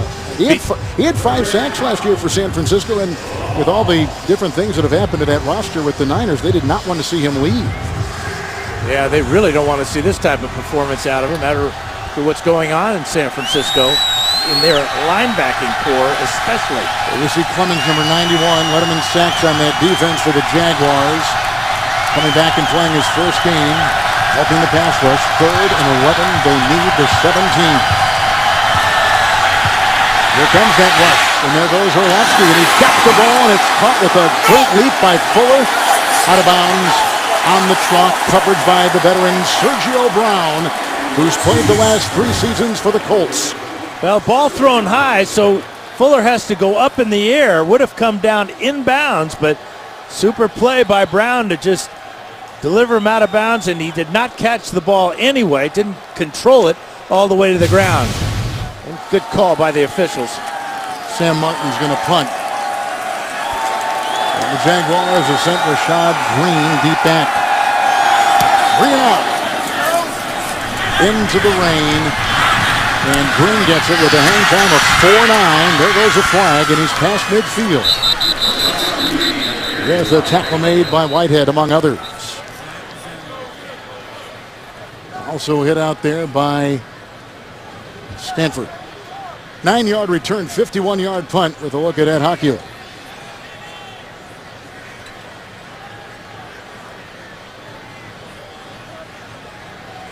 Flag was thrown, Kevin, on the near side of the field. The action all the way across the field. That's why we're having this discussion. What did you see? What did you see? There were 2 fouls by the receiving team on the play. Holding, number 26, that's declined. Was also holding, number 45, that's accepted and enforced from where the kick was caught. Jacksonville keeps the ball after enforcement, 1st down. All right, so Jacksonville will change quarterbacks as well. Chad Henne is out there, Jags by 4. The Jaguars and Lions join the NFL in celebrating USA Football Month and celebrating youth football participation at every level. We'd like to recognize over 1 million middle and high school, and high school age athletes nationwide that have registered for Heads Up Football, and over 260,000 young boys and girls that play NFL flag football. NFL and all 32 clubs celebrate youth football players across the country. Visit playfootball.com to learn more. And Tandon Doss was in the sights of new quarterback Chad Henne, 8 years out of Michigan. It'll be 2nd down. That was a good throw by Henne. Henne has been very instrumental in helping Blake Bortles. We talked about Bortles is really surrounded by some top-notch people now, especially when you have a backup quarterback that has as much experience as Henne has and has the gift of being able to read coverages from the sidelines for the young quarterback. 2nd-round pick by Miami with a quick handoff right here. And not a whole lot on the ground for Storm Johnson. It's a loss of 3 back to the 27, and a good look at the numbers of Blake Bortles, a very inspiring performance. And you wonder if Bortles is admiring his stats there, looking up at these huge video screens. We are. As good as any in the league, the biggest in the league. Boy, they're huge, aren't they? It's 3rd and 13, Kevin. Thank you, Dan.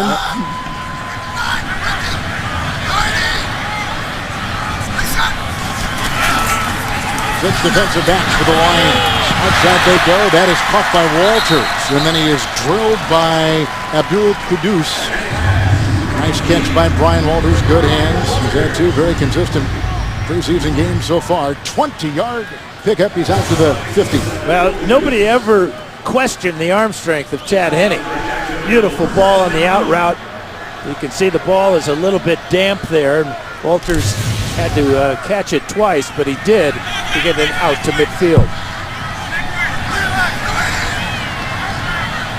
1st and 10. There's another run here from Storm Johnson out of Central Florida. He played the Portals. No gain on the play. One of the things they've done to kind of make it more fan-friendly is to, you can see, put in a pool. And the kids are enjoying it. Now, if there's lightning, no one gets in the pool. But it's only raining, so they're in there. Yeah, they're not going to get any wetter, are they? No, they're not. That looks like fun. A pool on each end of the stadium. Part of the cabana package. He even took a little dip earlier on himself. Second down and 10. Again, Walters outside with the coverage on the play by Nevin Lawson. Coming back from a foot injury for the Lions. It is a gain of 5 to the 45.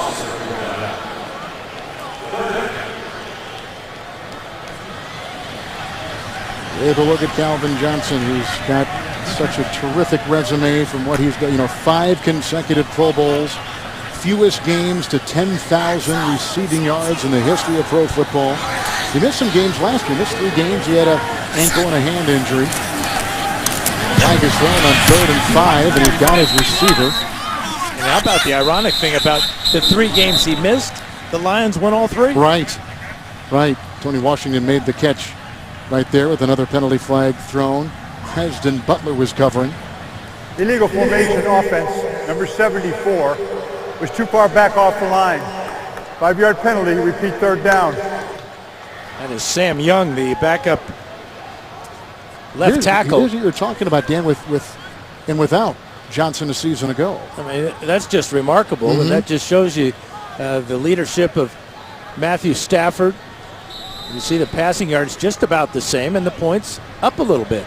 He'll be 30 in September, but at the very top of his game. Yeah, and it's universal that this guy is the best in the game. To be able to be that big, that fast, that athletic, got it all. That guy to his right, and camera left there, Cade not through that either. 3rd and 10.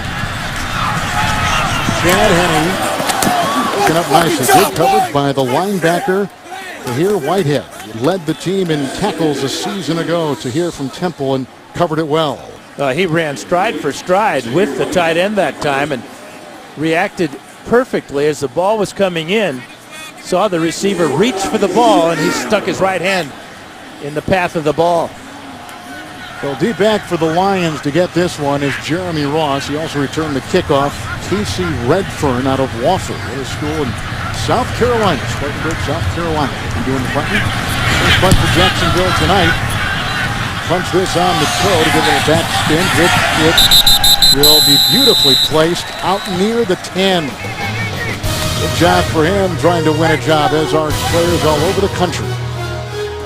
The NFL season kicks off with the Steelers against the Patriots Thursday, September 10th at 8:30 p.m. Eastern Time on NBC. Boomer Esiason and I'll be there for Westwood 1. Here we go now, a punt, the first of the night for Jacksonville. And Detroit will have it 1st down and 10 at their 8. 3rd straight time they've started to drive inside their own 10-yard line. Foying is in motion, the tight end, Orlovsky. Center, boy, he looks good. Swivels his way for a 1st down and then some.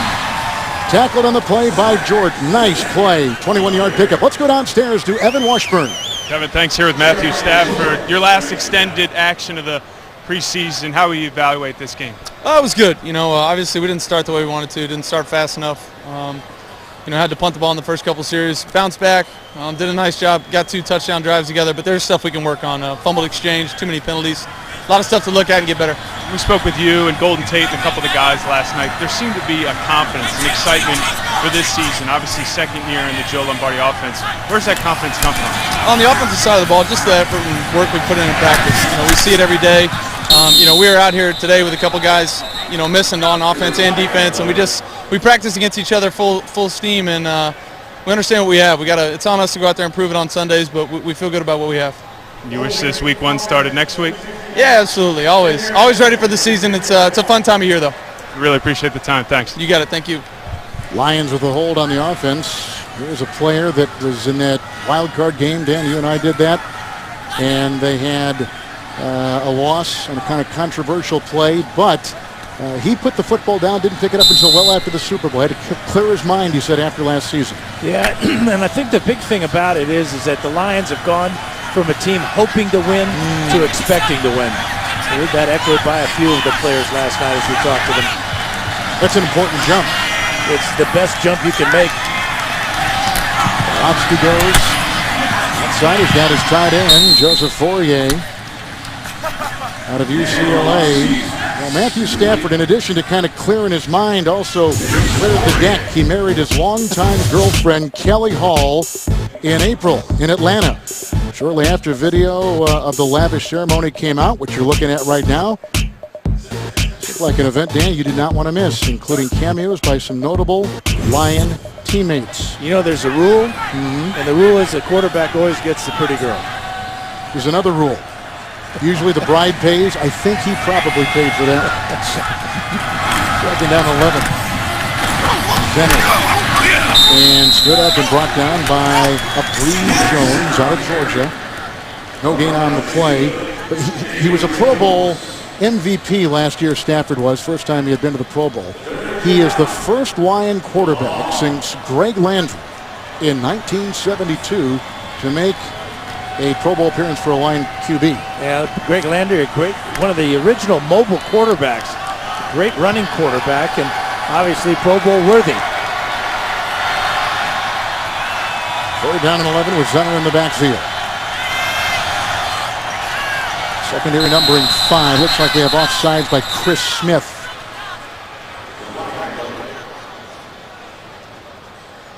Neutral zone infraction, defense number 98. 5-yard penalty, it's third down. Now let's take a look at the evening for Matthew Stafford. He completed 11 of 15 passes. I just love to watch him throw. Got great zip, great touch, and a lot of weapons now, but you'll never see a better bomb than this one. 11 of 15, 173, a pair of touchdowns. Stafford ready for the regular season. Number 1 all-time Lions passing yard leader. They're down in 6. Orlovsky taking Tomlinson with a nice block, and they were going underneath, and a flag is down. That pass was intended for Ryan Broyles out of Oklahoma. He's already caught 5 passes in this preseason. Going to him right there. There is an open window for people to make their mark at the receiver position for the Lions. Really after Tate and Calvin Johnson, the 3rd, 4th, and 5th spots people think are open on this team at receiver. And they one addition, they're bringing in Lance Moore. Yes. Who played with Pittsburgh last year, but of course made his mark with the Saints, where Joe Lombardi was. So Moore has come over and really acted as almost like formation offense. Number 69, the penalty is declined. 4th down. He's almost like a player coach because he can help so many of these young receivers. And even Golden Tate has given them a lot of credit for helping the receivers and himself as well in learning the nuances of the Joe Lombardi pass offense. You saw Lance Moore miss last week with the birth of his child. Congratulations. Yeah. Sam Martin's going to punt. Lions traded up in the draft to draft Martin out of Appalachian State. And on the move here, it's Nick Marshall, undrafted out of Auburn. That name may be familiar. And he takes it up. Marshall with a terrific return inside the 45-yard line of the Lions. 27-yard return. There's Nick Marshall there in the middle of that picture. You know him. Let's go back to 2013. Georgia at Auburn. 36 seconds left. 4th down from the Auburn 27. Nick Marshall finds Ricardo Lewis, who took the deflected pass straight down the middle of the field. Game-winning touchdown, beating Georgia, ripping the heart out of the Bulldogs, 43-38. He was 14 there at Auburn. He still is. They're backwards now. That's 41, but he hung on to those 2 digits. It's good. He'll never forget his jersey from the 48-yard line. 1st and goal. Down goes in. Nice run right there. Corey Wooten coming off the edge. He runs right into him, the former Viking, with the sack. First sack of the game, which I think will take us to the conclusion of the 3rd quarter here in Jacksonville, with the rain now dissipating. Yep, that's the end of the 3rd quarter. Jaguars are on top, 17-13. We're going to return to Jacksonville after this message and a word from your local station. You're watching the NFL on CBS, home of Super Bowl 50.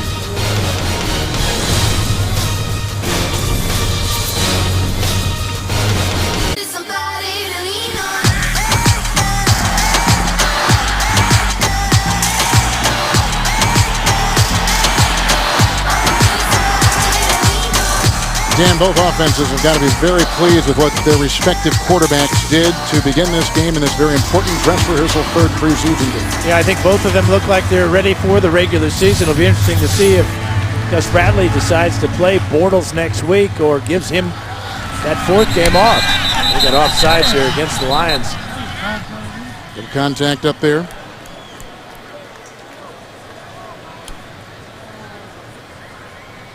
Encroachment defense, number 874. 5-yard penalty. Correction, 24. 5-yard penalty. It's second down. We knew the number. Second down 12 now. Jim Caldwell. He's had some pretty good quarterbacks he's tutored over the years, hasn't he? Well, he has three guys that he has helped win Super Bowl trophies. Brad Johnson went on after Caldwell left to win the Super Bowl. Joe Flacco, and of course some guy named Peyton Manning. Koyak, rookie out of Notre Dame, makes the grab, but no gain on that second and 12. Here's what you're talking about. Well, he coached Brad Johnson the year before the Buccaneers beat the Raiders in the Super Bowl. And, of course, the great Peyton and, of course, Joe Flacco. And the big thing that he stressed to us is that each one of these guys has a different style and a different way of playing the position. But the one common denominator, obviously, all three are winners. Third down and 12. I had some granola on the sideline. Pick me up. Chad Henne. The crumbling pocket. And he may have gotten his guy. He did. A flag is thrown. It's grabbed again by Walters, who has been effective tonight. Lawson was in the vicinity with the coverage.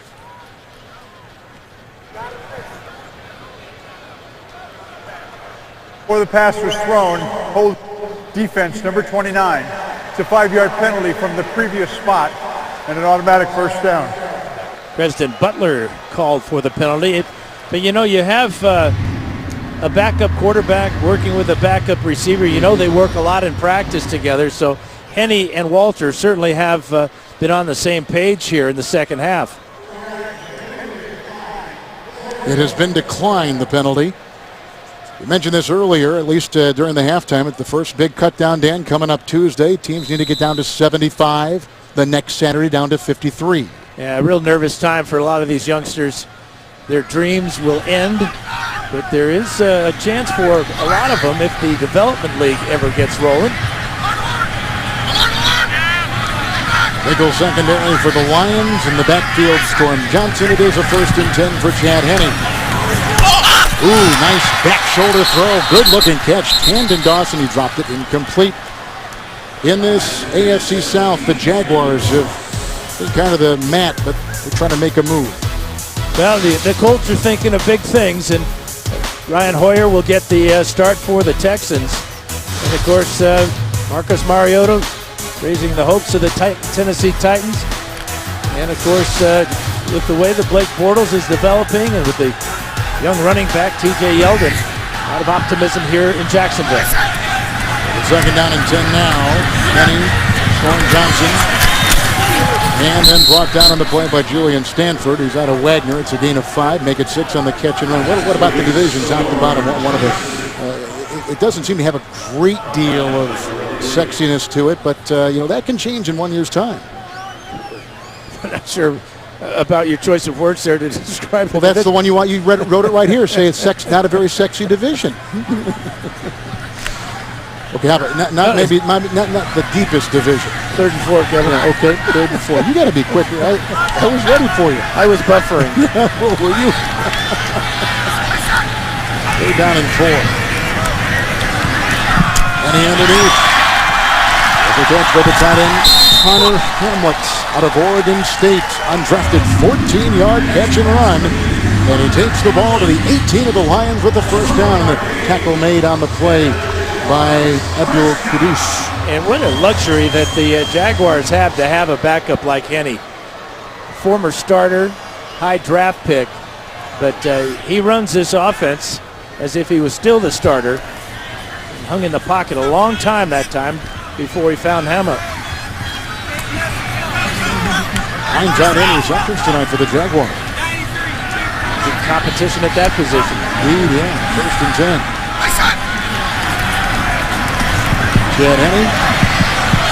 Walter. Ryan Walters brought down. Abdul Quddus only limited to a gain of 2. What about the division? You going to give me an answer in the South and what you think of it? Well, you got to start with the Colts and talk about great quarterback. That young man, Andrew Luck, has been so impressive. And the quarterback position is interesting in the rest of the division, obviously, with Hoyer winning the competition in Houston. And a lot of excitement about Marcus Mariota, the Heisman Trophy winner out of Oregon, and what he can bring, the added dimension of speed and quickness and ability to throw on the run.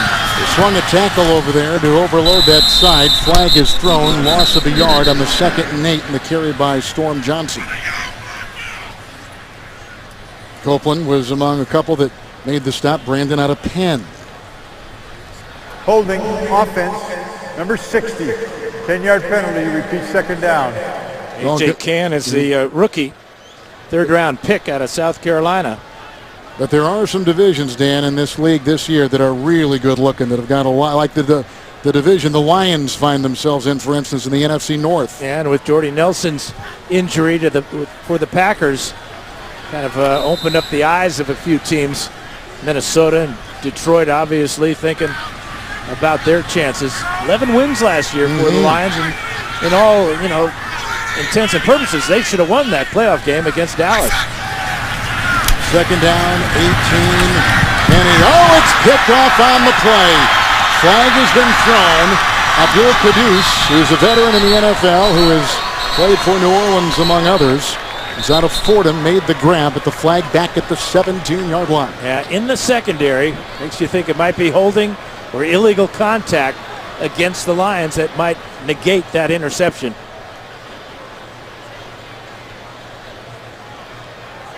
Each of these teams came in 1-1 in their preseason tonight. Before the pass was thrown, illegal contact defense, number 59. The 5-yard penalty, an automatic first down. Whitehead is still in and was called there.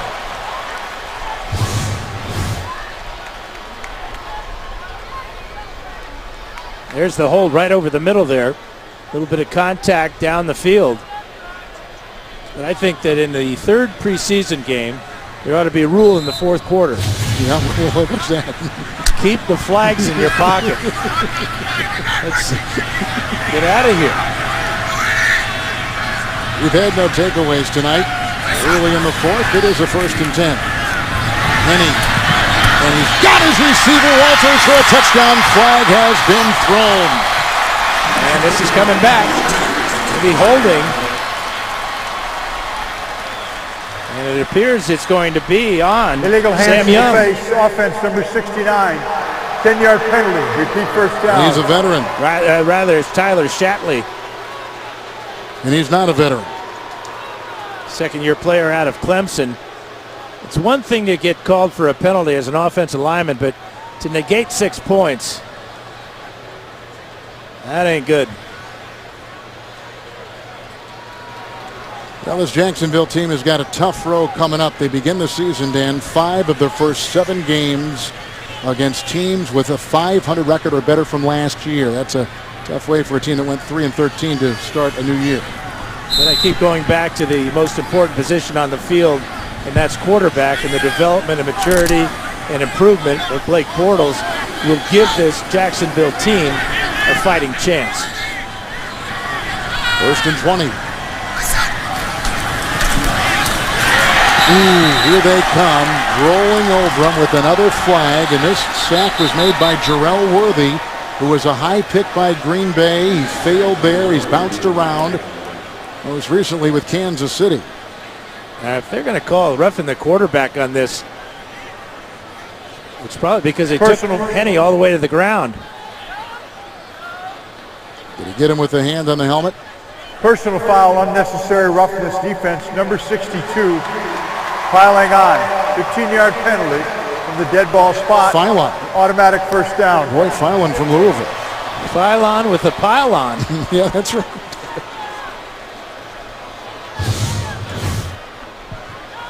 And he never had a shot at all. Here's number 62, and there's the belly flop. In fact, he missed Henny, hit his own guy. And negated a terrific looking play by Worthy. Yeah, landed on Worthy. This drive started back at the Detroit 48. Nick Marshall, the former Auburn quarterback, had a 27-yard punt return, and here we go with the 1st and 10. With Henny going to his tight end again, Connor Hamlet. Rookie and undrafted, who picks up nothing on the play, and the coverage by Brandon Copeland.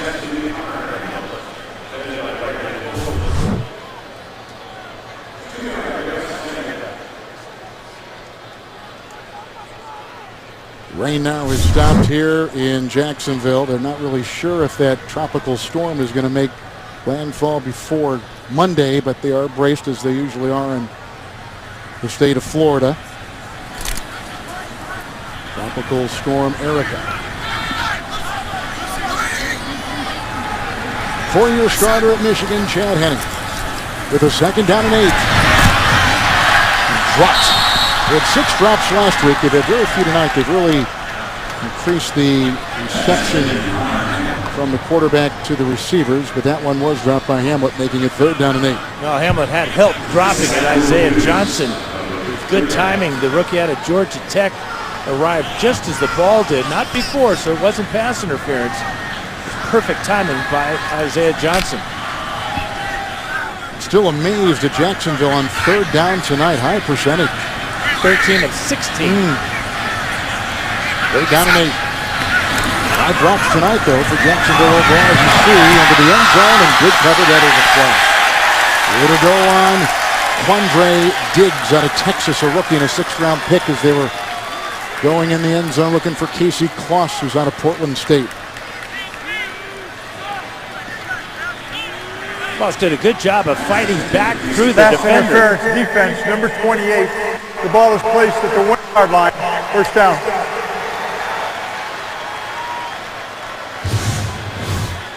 Look at this effort here by Kloss. Sees the ball the whole way, comes back for it, and clearly pass interference against Diggs. Kind of looked like that penalty against them in the Dallas game last year in the wild card, right? Kind of. That's a bad comparison. But you get my point. Absolutely. Not too different. Nope. 1st and goal at the 1. Not a lot there. Loss of a yard on the play as they're trying to slice their way into the end zone. Coming up a little bit short. The ball carrier was Corey Grant. He had locked up the spot, they think, with his return game, the undrafted rookie out of Auburn. And there is our pylon camera. Experimental, as Dan was telling us earlier. It's long overdue, because it gives you right down the line, as we saw earlier. See down the sideline as well. 2nd and goal from the 2 for Chad Henne. The blitz is on. The ball is free, and it's loose, and Whitehead is going to retrieve it. And then tackled by Sam Young. A turnover, the 1st turnover of the game. Julian Stanford with the pressure, totally unblocked, coming right at Henne. Henne looking at the replay board. Not going to like seeing this. Ball slips right out of his hand. It's not even raining.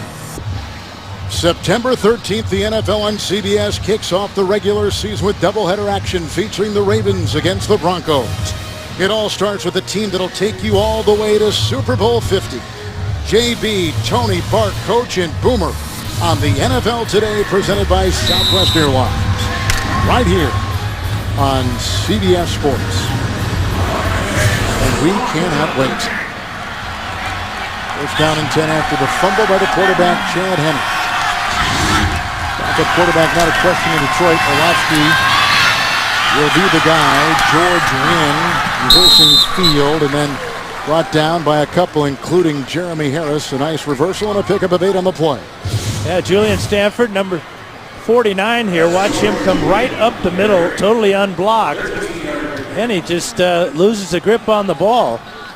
It may have stopped raining, but you know the field is still wet, so I'm sure he got the wet side of the ball. Lions, by the way, last year had 6 red zone takeaways. That tied an NFL high. 2nd down to Orlovsky.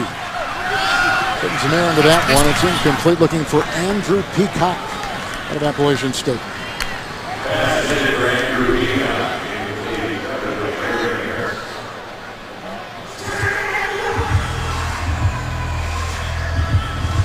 Yeah, and there's kind of an invisible line that exists in halftime of that third preseason game. You're starting your regular group in the first half, but once you get beyond halftime and the starters are yanked, for these next three halves, including tonight and then the next game, the game 3, we're talking about some real filling out your roster type time. Yeah, trying to make the ball club. Who can stand out? Who can make an impression? And who can prove that, hey, I did it one time in the preseason, I can do it in the regular season. A lot of guys obviously will be thinking about making it on special teams. Gain of 7 by George Wynn on 3rd and 2. A Detroit first down. Evan Washburn is on our sideline. Evan, thanks here with Blake Bortles. And when you have a game like this, 20-29, 245, a touchdown, what do you take away from it? You know, I thought we did some good stuff. I thought the offensive line protected well. I thought guys ran good routes, and we were able to put some good drives together. You know, we'd like to finish on a couple more, but I think it was a good outing for the offense, and definitely some things to go back and look at and learn from. What beneath the surface could you tell us is different about year 2 for you? You know, I think kind of everything just slowing down, getting more reps, feeling more comfortable. You know, I think the new additions that we've had, free agency and in the draft, have been huge. Gus and David Schott have done a good job, and you know, I think we've done some good stuff. You mentioned Olsen, the sports staff. What have they brought to this offense and to you personally? Yeah, Ole's system is good, and I think it's kind of cool to have, you know, 3 offensive coordinators and Nate Hackett and Doug Marone as well on the staff. You know, so it's kind of it's a good coaching staff room, and they're all on the same page, and it's been a lot of fun to be a part of and learn from. Blake, thanks for stopping by. Good luck this year. Thank you very much. Thank you, Evan, through the hands of center, incomplete on that 2nd down and 10. I would have to say he's had a good preseason coming into tonight, but Blake Bortles and what he did tonight, I think kind of secured any kind of question about the leap he was going to make from year 1 to year 2. Well, we're going to have to see if he can carry it over to the regular season, but all indications are that he can, just because what he said there at first, Evan, is that things have slowed down for him. And that's because he's confident. He's got a lot of reps in practice. He's well coached. He knows where to go with the ball.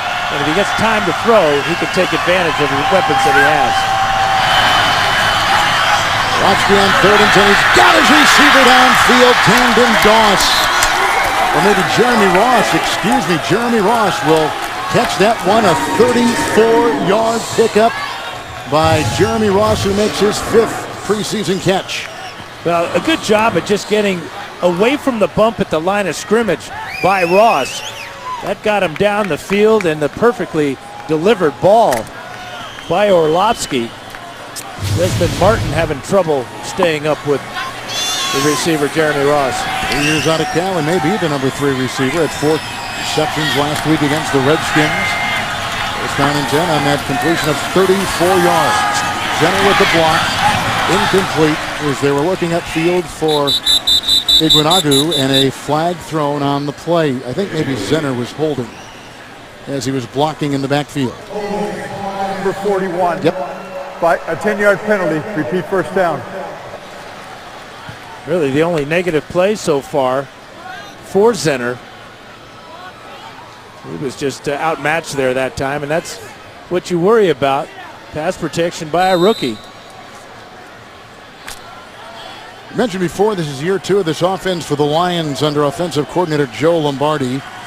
And one thing that Matthew Stafford told us yesterday is the speed with which now they are operating, because the knowledge is there and they can operate well. Orlovsky is the guy trying to do that here with the guy in his tight end. He makes the grab on the crossing pattern on that first down and 20. Grabbed by the tight end Jacob Maxwell out of Louisiana Lafayette. There he is. Big play sheet. Looking to improve that offense. Well, you look at 11 wins last year and a real strong performance in the playoffs against the Cowboys. Of course, every team says the same thing when you talk about how they're going to do in the regular season. The first word that comes out is health. And everybody's got to stay healthy to compete. But Lions have better depth this season. 2nd down, 16, Orlovsky underneath, and he's got his running back Wynn, who's brought down in the play by Jeremiah George, a gain of 9. How about the North? Well, Aaron Rodgers, even without Jordy Nelson, has a lot of talent around him besides himself, and John Fox will take over in Chicago and see what he can do with Cutler and Aren't we excited to see what Adrian Peterson brings to the lineup again? You know he'll be highly motivated. And we've seen the Lions and the great Johnson and Stafford. Should be a great division to watch all season. Good division of quarterbacks, too, and if Bridgewater is progressing the way the reports out of Minneapolis are, that will make it a division full of good quarterbacks. 3rd and 7. Orlovsky left as he throws, incomplete, looking for Zenner. There was a lot of pressure, and it came up the gut, and it was applied that time by Nordley Cappy, rookie free agent out of Akron. Nordley Cappy. Yeah, Orlovsky lucky he didn't hurt his left shoulder as Cappy took him right down on it. Good legal hit, though. You can see the influence that the emphasis on illegal hits on quarterbacks and defensive players. Rookie undrafted out of Notre Dame, Kyle Brinza, will try a 51-yard field goal. He's hit one from 49, and this is a perfect kick from 51 yards away. He is 3 of 3 in preseason, and they like him. 4:42 in the 4th. The NFL on CBS is sponsored by Verizon. One plan, 4 sizes, the simple way to get the best network. Corona, who invites you to find your beach. And by Just for Men, great looking hair made easy, just for men. They're having a pretty good time, aren't they? They're playing Marco Polo. That's right. Here's the kickoff by Kyle Brinza, who just had a 51-yard field goal. He's looked sharp in preseason. Nick Marshall is back. And away it goes. Touchback to the 20. Jacksonville holding on to a 1-point lead. Play from anywhere with the new and improved NFL.com fantasy mobile app. It's fun, it's free and easy. Sign up today at NFL.com/fantasy. Dan Fouts, Hall of Famer. Evan Washburn on our sideline. Kevin Harlan, new quarterback. Stephen Morris out of Miami, undrafted. He's been around just a little bit in camp last year. It's a loss of a yard. And he's trying to put some good work on tape here, so perhaps if he does not make this roster, he can go to some other team as a practice squad guy or a backup quarterback. Well, that's always the key for a lot of these guys. Everything is on tape, obviously, and it's an audition. May not make the team you're trying to, but you just keep plugging away, try to make a play, try to impress somebody. There are a lot of scouts here tonight from a number of NFL teams. 10 NFL teams have scouts here, a couple from the CFL. And we got a loose ball. We sure do. Bad connection between the new quarterback Morris and the center. Looks like another turnover. We just had one deep in Detroit territory before with Henne, and now Morris comes in, and that one, it's picked up and grabbed by the Lions, and look where they started. 2 turnovers for the Jacksonville Jaguars. Well, this is Luke Bowanko, who had been in competition with Stefan Wisniewski for that starting job. And the ball never quite reached its target. Bowanko, though, is a valuable asset to this team. It's real good competition with Wisniewski. He can play guard, and they're even thinking about trying him a little bit at tackle. I would look for that next week. Well, the headlines coming in for Jacksonville tonight were the improvement of the quarterback, which they've seen, but you can see the last 2 possessions will not please Gus at all. 1st and 10 from the 18 with a new quarterback. And the handoff. George Wynn will pick up a yard. And the new QB is Kellen Moore. I've thrown on the play. But really the big story coming in for the Jaguars formation tonight. Offense, the wideout was covering up the tight end. 5-yard penalty. Repeat first down. Was unveiling, as you take a look at Kellen Moore, was the unveiling of their rookie 2nd-round pick out of Alabama. T.J. Yeldon started the game and looked comfortable in that role. Well, he had 9 touches, 8 carries, and then 1 reception. Only ran for 10 yards. His reception, though, was for 12. But he did get action there. Remember, he came into the game with a broken left pinky finger, playing with a splint on it, and got through okay. Kellen Moore played college ball at Boise State, 1st and 15.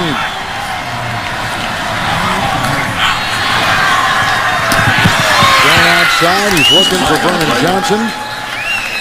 And he is out of bounds on the chalk, and a flag is down at the 23. And you looked at the quarterbacks closely tonight and liked what you saw.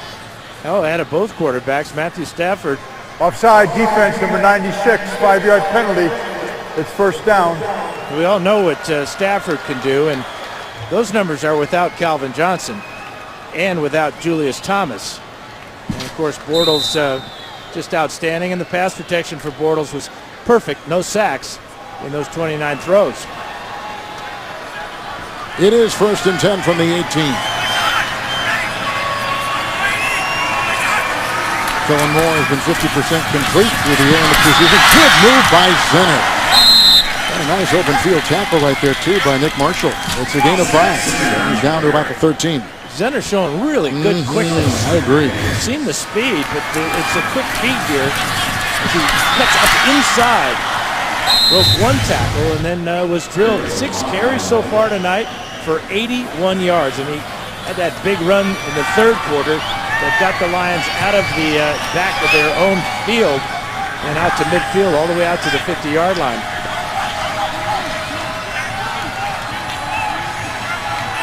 Four defensive backs for Jacksonville, 2nd down and 5. Center remains in the backfield for Moore and gets the call.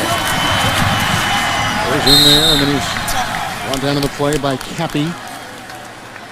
Gain of 2, and he's to the 11th.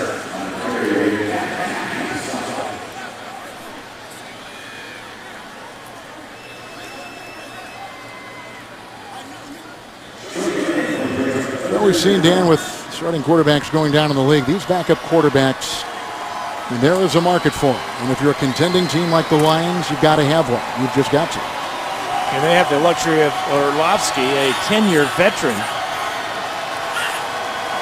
And of course, Kellen Moore trying to make an impression. He's got a 3rd and 3 right here.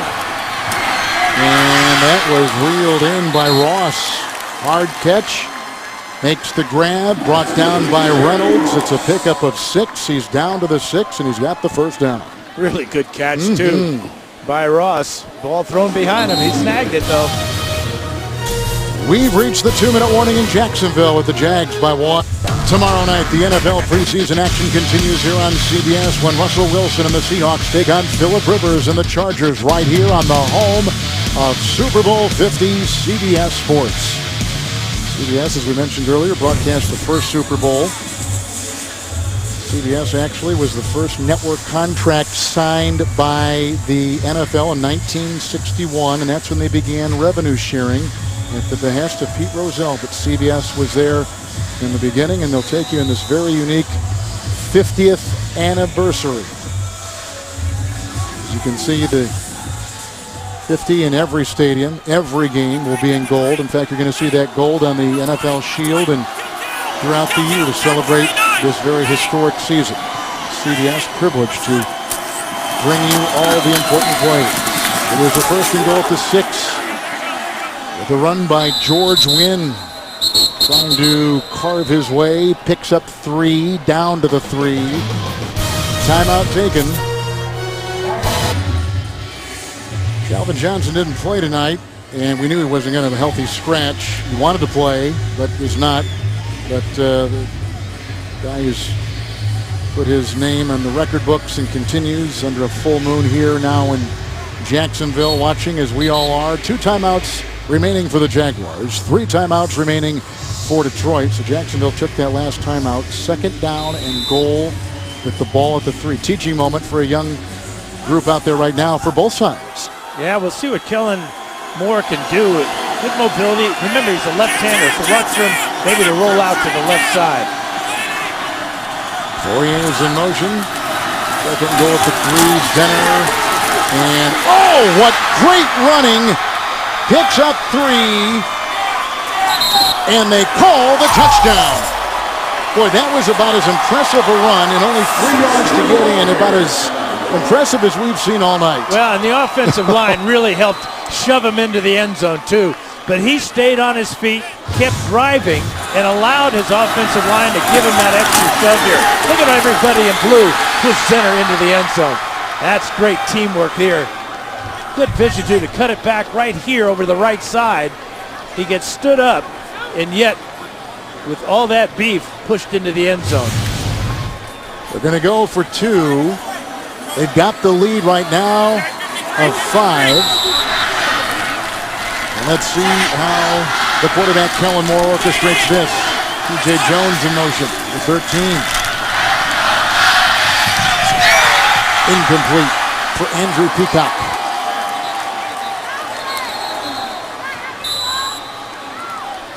Now Peacock on a crossing route, Moore rolling out to the left side, and Moore puts this ball in a perfect position for Peacock. And when he hits the ground, the ball comes out. That was a 2-point conversion. That was dropped.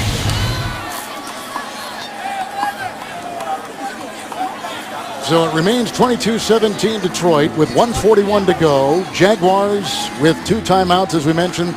Lions with 3. I don't know if Zenner's going to be on this roster, but he will be on an NFL roster. Now, he has been a pleasant surprise. We talked about the running back by committee with Yeldon, Gerhardt, Pierce, and Robinson. They've got to find room for Zenner based upon what he has done in the first 3 preseason games. So they've taken the 2 fumbles Detroit has. They got a 51-yard field goal by Brinza. They got the fumble moments ago, and they got the 3-yard touchdown run by Zimmer. So they've scored 9 points off those 2 fourth-quarter Jacksonville turnovers.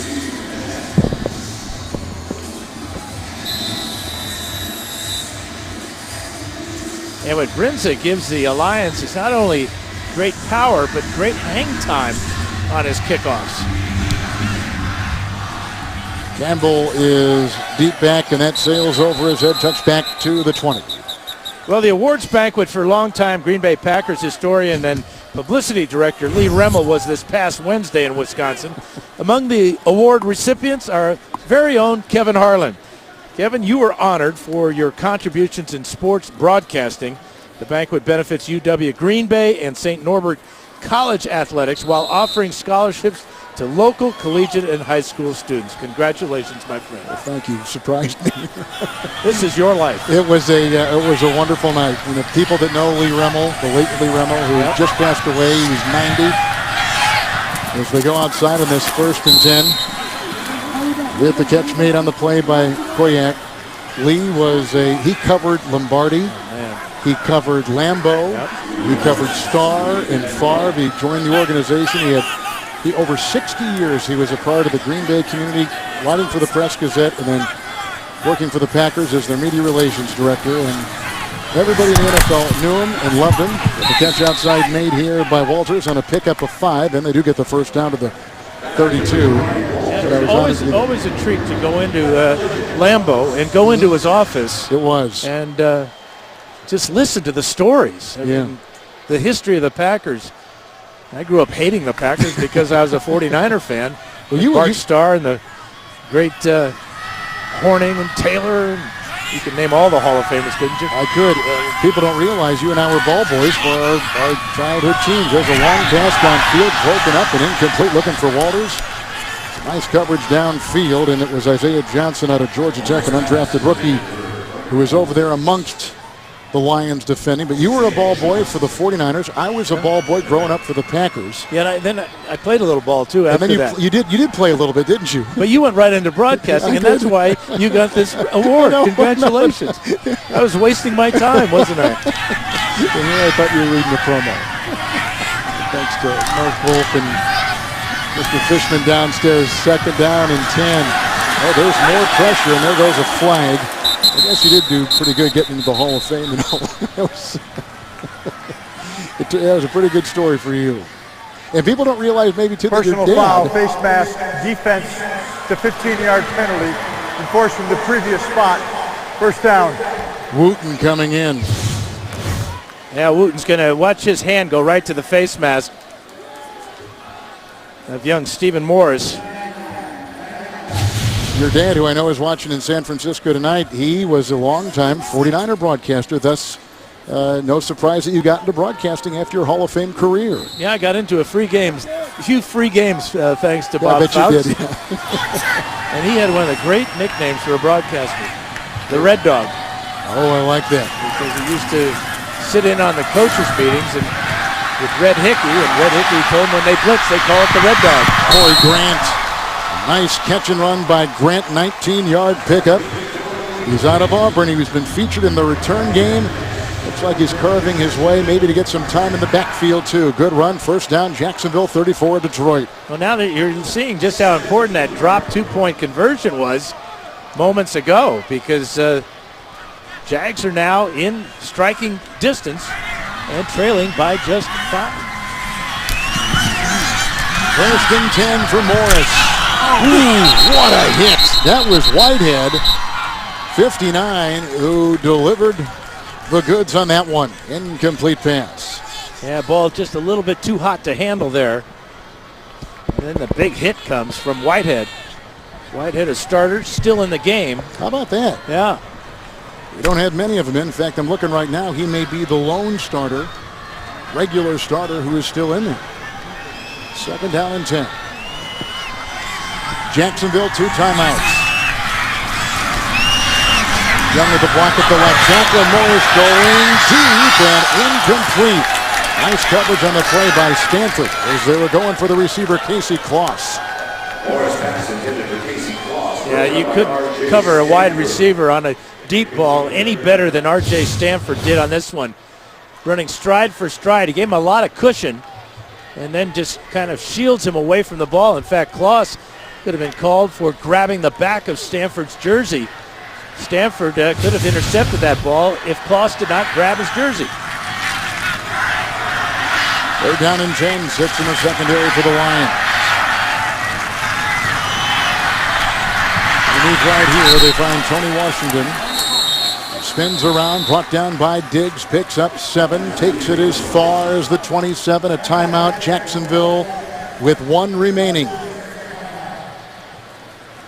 Morris staying on the field with his offense. You'd think that he would want to come over to the sidelines and perhaps talk to that man, but you can see the communication is happening anyway with the speaker in the helmet of Morris. Radio communications. You know, the Lions were part of the very first NFL game where there was radio communication in the 50s. Paul Brown, the Cleveland head coach, kind of snuck it in under the cover of darkness.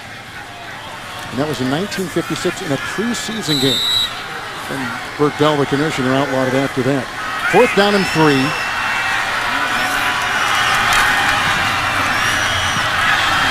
With a hard throw and an incomplete pass in his sights, Tony Washington. And that'll be it. That was an incompletion on 4th and 3. There was coverage on the play by Brian Sweet out of Utah State, a rookie and undrafted. It goes over to the Lions. We're going to go to 2-1, Dan, in the preseason, and Jacksonville will drop to 1-2. And the one benefit and plus about for both teams tonight, we didn't see any serious injuries. Good point. And that's the fear of both coaches, every coach in the NFL in the preseason. We've seen some too. Calvin Benjamin at Carolina, Jordy Nelson talked about him. Niles Paul with the Redskins. He's Pouncey with Detroit, rather with Pittsburgh. So it's been a costly preseason for some of the biggest names in the game. Good quarterbacking tonight. Starters look sharp.